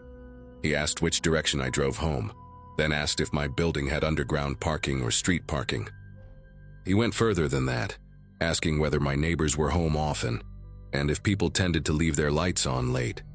He said it all like he was discussing weather patterns, totally casual, but something in the pacing of his questions felt unnatural. I tried answering vaguely without giving anything real. I mentioned traffic lights and general streets but kept it broad. He nodded along like he understood exactly where I lived, even though I'd been intentionally unclear. What bothered me wasn't the questions themselves, but how invested he seemed in each answer, like he was assembling a map. The night everything shifted happened after a long shift of sorting incoming shipments. Most of us clocked out at the same time and headed toward the back exit. I walked out with another coworker, Jenna, and we chatted a bit while the cold air hit us. Once she drove off, I noticed Darren standing near the dumpster enclosure beside the exit door. He wasn't smoking, wasn't on his phone, wasn't doing anything at all, just watching the parking lot. The lights from the warehouse cast this dull glow on him, and despite having clocked out at least 10 minutes before me, he hadn't left. I tried not to think too much of it, unlocked my car, and got inside. When I glanced in the rearview mirror before pulling out, he was still there, barely moving, his focus fixed on the rows of vehicles like he was waiting for something specific. As the sun came up the next morning, I was barely awake when someone started pounding on the door of the warehouse office before our shift began. Everyone looked around, confused, until a supervisor hurried over and opened it. 2 police officers stepped inside, their coats dusted with frost, and asked if they could speak with whoever had access to the overnight schedule. The room went quiet in that way where you can practically hear people thinking. One of the officers mentioned a break-in at an apartment complex across town. Windows smashed, door forced. A resident startled awake by noises in the hallway. They said the suspect had been seen by a neighbor earlier in the night walking between buildings, checking which units had lights on and which didn't. I wasn't paying full attention until they described the complex, down to the weird bent railing by the stairwell. That was where I lived, and I had never mentioned that to anyone there. Our supervisor pointed them toward the manager's office, where they could pull the schedule and see who had left early or taken breaks at specific times. People started murmuring, wondering why the police were even here if the break-in was somewhere else in town. But I just stood there feeling a strange pressure in my chest, replaying the awkward questions Darren had asked. I tried to stay calm, but my mind kept circling back to the way he lingered outside the night before, watching cars leave one by one. When the officers stepped back out, they asked if anyone had noticed a coworker acting unusual recently, particularly someone who showed an interest in other employees' routines. The silence in the room became almost heavy, and a few people turned their eyes toward me, maybe because Darren had talked to me more than most. One of the officers approached and asked if I could step aside for a moment. He spoke quietly, explaining that the person seen near the break-in wore a dark jacket similar to what several people at the warehouse wore, so they were checking shifts and vehicle descriptions. When he asked if I lived near the complex, I nodded, and he raised an eyebrow, not accusing, just connecting dots. He asked if I'd told any coworkers about my address, and I said no, not in specific terms. He looked thoughtful for a second, then asked if I remembered anything strange from the night before. I hesitated, trying to choose my words carefully because everything felt surreal. Finally, I told him about Darren waiting by the back exit long after most of us had driven away, his focus on the parking lot, the unusual questions about where people lived. The officer wrote a few things down, thanked me, and then walked over to talk to the supervisor again.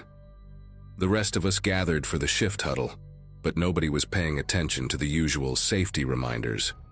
Darren didn't show up for work that morning, which wasn't totally unheard of during seasonal chaos. People quit or got sick all the time. But considering everything that had just happened, his absence landed differently. Every time the door opened, people glanced up, expecting him to walk in late, grinning like nothing was going on. But he never came. And while everyone else was whispering theories, my mind kept circling the same thought. There was no way he should have known where I lived. I'd made sure of it. And yet someone with a build like his had been seen wandering my complex while I slept. By the time lunch rolled around, most of us were pretending to work while really just watching the entrance, waiting for the officers to come back with an update. They finally returned near the end of the shift and asked to speak with me again, this time in the manager's office. One of them explained that a neighbor at my complex had reported seeing the suspect walk directly toward the stairwell leading to my building. They had even mentioned something about the person pausing near my door, leaning in close as if listening. Hearing that made the whole room feel smaller. I kept thinking about how Darren had acted like he understood my vague directions, nodding like he was tracing an invisible map. The officers asked if I'd be willing to verify whether anything had been disturbed in my apartment once the shift ended, which I agreed to, even though the idea of walking back into that hallway made my stomach tighten in a way I couldn't ignore.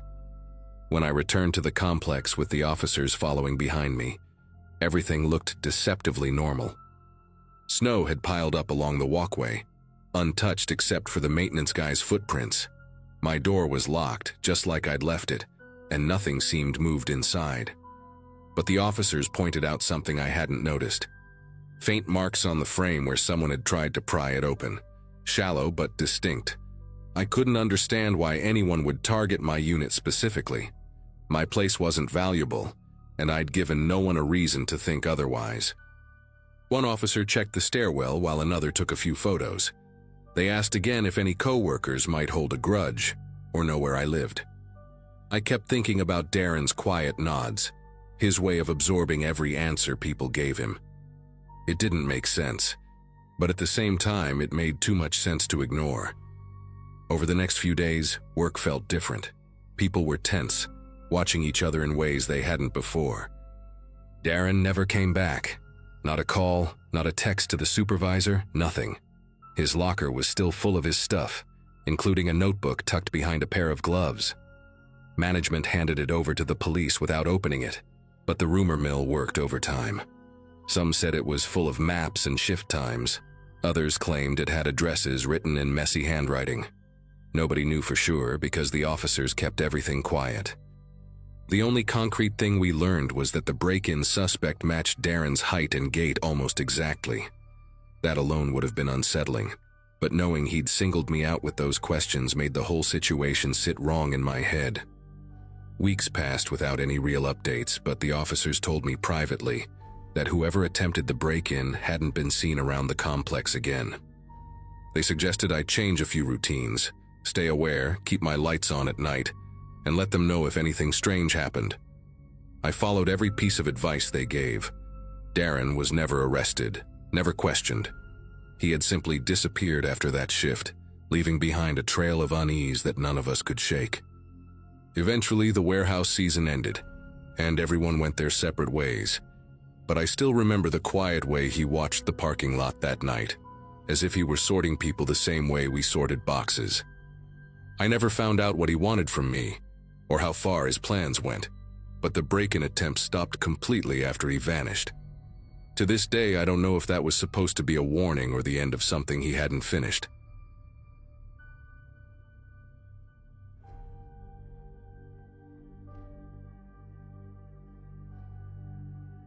The overnight shifts at the hospital used to give me a strange sort of comfort, like the quiet was a break from the usual chaos of the day.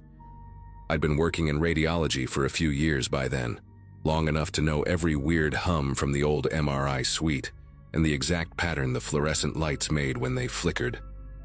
That night started like any other, me eating a microwaved burrito too fast, scrolling through my phone between scans, and trying to stay awake as the place settled into that eerie stillness only hospitals get after midnight. My life at the time was pretty routine. Work, sleep, repeat. I wasn't chasing excitement, and I definitely wasn't looking for anything unsettling. But around 1 in the morning, as I walked down the south wing toward the imaging station, I saw someone standing near the end of the hallway. Someone I recognized instantly, but who had absolutely no reason to be there. His name was Marcus. We weren't close, but we ran into each other enough during regular daytime shifts to exchange the usual small talk.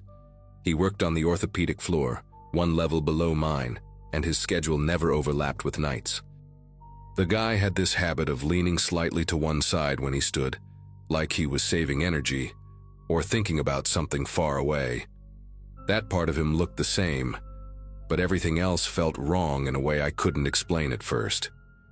He was only partly visible under the emergency lighting, one shoulder lit, the rest of him swallowed by the dim stretch of hallway behind him. He didn't wave, didn't nod, didn't even seem to breathe deeply. Just watched me as if he'd been standing there long before I turned the corner, waiting for me to notice. I called out to him, something casual like, "Dude, what are you doing up here?" expecting him to laugh or tell me someone screwed up his schedule. Instead, he tilted his head just a little as if the movement was delayed or he was mimicking something he'd seen humans do before but hadn't mastered. Then he repeated my exact words back at me, same tone, same pacing, just slower, like the sound had to travel through something thick before it reached me. It caught me so off guard that I actually stopped walking for a second, trying to make sense of it. I asked again if he was all right, and he repeated that too, a beat later, every syllable stretched thin. No emotion, no confusion, just this blank expression that never shifted, not even when I stepped closer to him. It felt less like someone responding and more like a recording lagging behind. I told him I'd call security if he didn't explain what was going on, and he finally turned away, disappearing into the stairwell without making a sound. I figured maybe he was having some sort of episode or messing with me, but something about the way he moved, smooth, almost too smooth, didn't line up with the guy I knew. I went back to my station trying to shake it off, chalking it up to exhaustion. But 15 minutes later, when I left the imaging room to grab a chart, he was there again. Different hallway this time, closer to my wing, standing half hidden behind a supply cart like he'd been placed there on purpose. Same posture, same stare, same complete stillness. And when I said his name, he didn't even blink. He just began to repeat it back to me, dragging out the sound as if testing the weight of it for the first time. The more the night dragged on, the harder it became to convince myself this was some strange misunderstanding. I even checked the staffing sheet at the nurse's station, scrolling through the roster twice just to be sure I wasn't mixing up names or dates. Marcus wasn't assigned anywhere in the building that night. The orthopedic floor was staffed with a completely different team, and nobody had swapped shifts. Still, every time I stepped into a new hallway, whether I was heading to the CT room or cutting through the short corridor by the elevators, he was already there. Sometimes he stood at the very end of the hall, barely visible under a dying light fixture. Other times he was positioned unnervingly close, so still that it felt unnatural. I tried calling out to him again, louder, but each time he only copied my words back at me, just a hair too late, like an echo with intention behind it. I thought about calling security again, but the truth is I hesitated. The hospital was short-staffed that night, and the last thing I wanted was to kick up a fuss if it turned out to be a harmless mix-up. I even texted one of the orthopedic nurses I knew, asking if Marcus was covering for someone or doing some kind of after-hours project. She replied almost immediately. He had clocked out earlier that afternoon. She'd literally watched him leave. That message made something tighten in my chest, this deep, spreading unease that wouldn't let go. I walked back into the radiology suite and locked the door behind me, something I'd never done in all my time working there. About 30 minutes later, I had to step out again to bring a patient down for a late-night ultrasound. I wasn't exactly thrilled about leaving the safety of my room, but I couldn't justify ignoring a scheduled scan. When I pushed the door open, the hallway outside looked empty at first glance. Too empty, actually, like someone had cleared out faster than they should have. The air felt heavy in that space, the kind of quiet that makes every sound ring louder than it should. I kept my head down and moved quickly toward the elevator, rehearsing what I'd say if I saw him again. But halfway there, I caught a glimpse of movement near the water fountain, just to my left. There he was, leaning slightly, features lost in the shallow pool of light. He didn't move, didn't adjust his stance, didn't acknowledge me at all. But the moment I muttered, "Why are you doing this?" he responded, my own voice thrown back at me, thinner this time, like the words were draining him somehow. I kept walking, pretending I didn't hear him, but I could sense, more than see, that he stayed fixed on me until I turned the corner. When I reached the elevator, I jabbed the call button over and over, wishing the damn doors would open faster.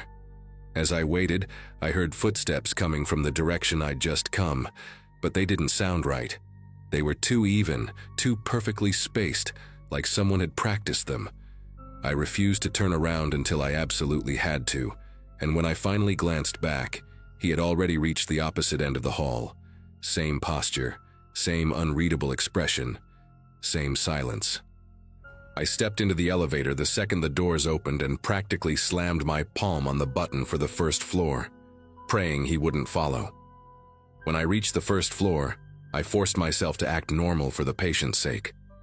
She was an older woman from the cardiac unit, chatty in the way people get when they're nervous, and I did my best to respond like nothing strange was happening upstairs. But even while we rode the elevator back up together, I couldn't shake the feeling that something was waiting beyond the doors. When they opened, the hallway was empty, and for a moment, I let myself breathe. I walked her to the ultrasound room, helped her get situated, and stepped out to grab a pair of gloves. The second I turned toward the supply cabinet, I saw him again, standing near the crash cart, his outline warped by the dim reflection off the metal. He didn't face me directly this time. Instead, his head was angled just enough that I could tell he knew exactly where I was. Before I could stop myself, I whispered, "What do you want?" And he whispered it back, dragging the question out so long it barely resembled speech anymore. My instinct was to get the patient out of there, but I couldn't risk alarming her or leaving her unattended. So I did the only thing that made sense. I went back into the room, closed the door quietly behind me, and stayed there until the scan was finished. When I returned her to her unit, every hallway felt like it was holding its breath. The lights flickered in patterns I'd never noticed before, almost like the building was reacting to something moving through it. On my way back to radiology, I took the long route, hoping distance would shake him loose, but deep down I already knew it didn't matter. Whatever was shadowing me wasn't following in the normal sense. It was just appearing, slipping into place as if it belonged to the hospital more than any of us did. By the time I reached my hallway again, I was exhausted from the constant tension.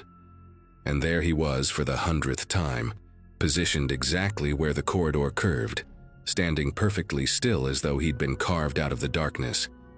The breaking point came around 4 in the morning.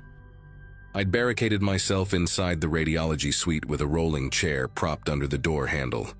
Not that it would have stopped him if he wanted to come in. I sat there listening, trying to tell the difference between the building settling and actual footsteps. At one point, something brushed the small glass window on the door, the kind of faint sound you'd expect from someone dragging their sleeve across it. I stayed absolutely quiet. Then I heard my own voice, but distorted, stretched thin, coming from the other side. "Let me in." It wasn't anger or pleading. It wasn't even directed at me in an emotional sense. It was more like something trying to copy a sound it didn't fully understand. I stayed seated and stared at the door until the voice faded, and eventually, everything went silent again. When the day shift started to roll in around 6, I practically bolted out of the room. Sunlight coming through the front windows felt unreal, like stepping into a different world entirely. I went straight to the orthopedic floor before heading home, partly to prove to myself that Marcus existed in the normal sense I remembered. I asked one of his coworkers if he'd shown up early, and she shook her head. Apparently he hadn't worked a night shift in years. Later that afternoon, after I'd finally slept a few hours, I called him directly, not to confront him, but just to hear if he sounded okay. He picked up sounding completely normal, confused as to why I was asking about the night shift. I didn't tell him the details. There's no way he would have believed me. But I did ask one last question before hanging up. "Were you anywhere near the hospital last night?" He said no without hesitation. And the thing that still messes with me is how certain I am that he was telling the truth.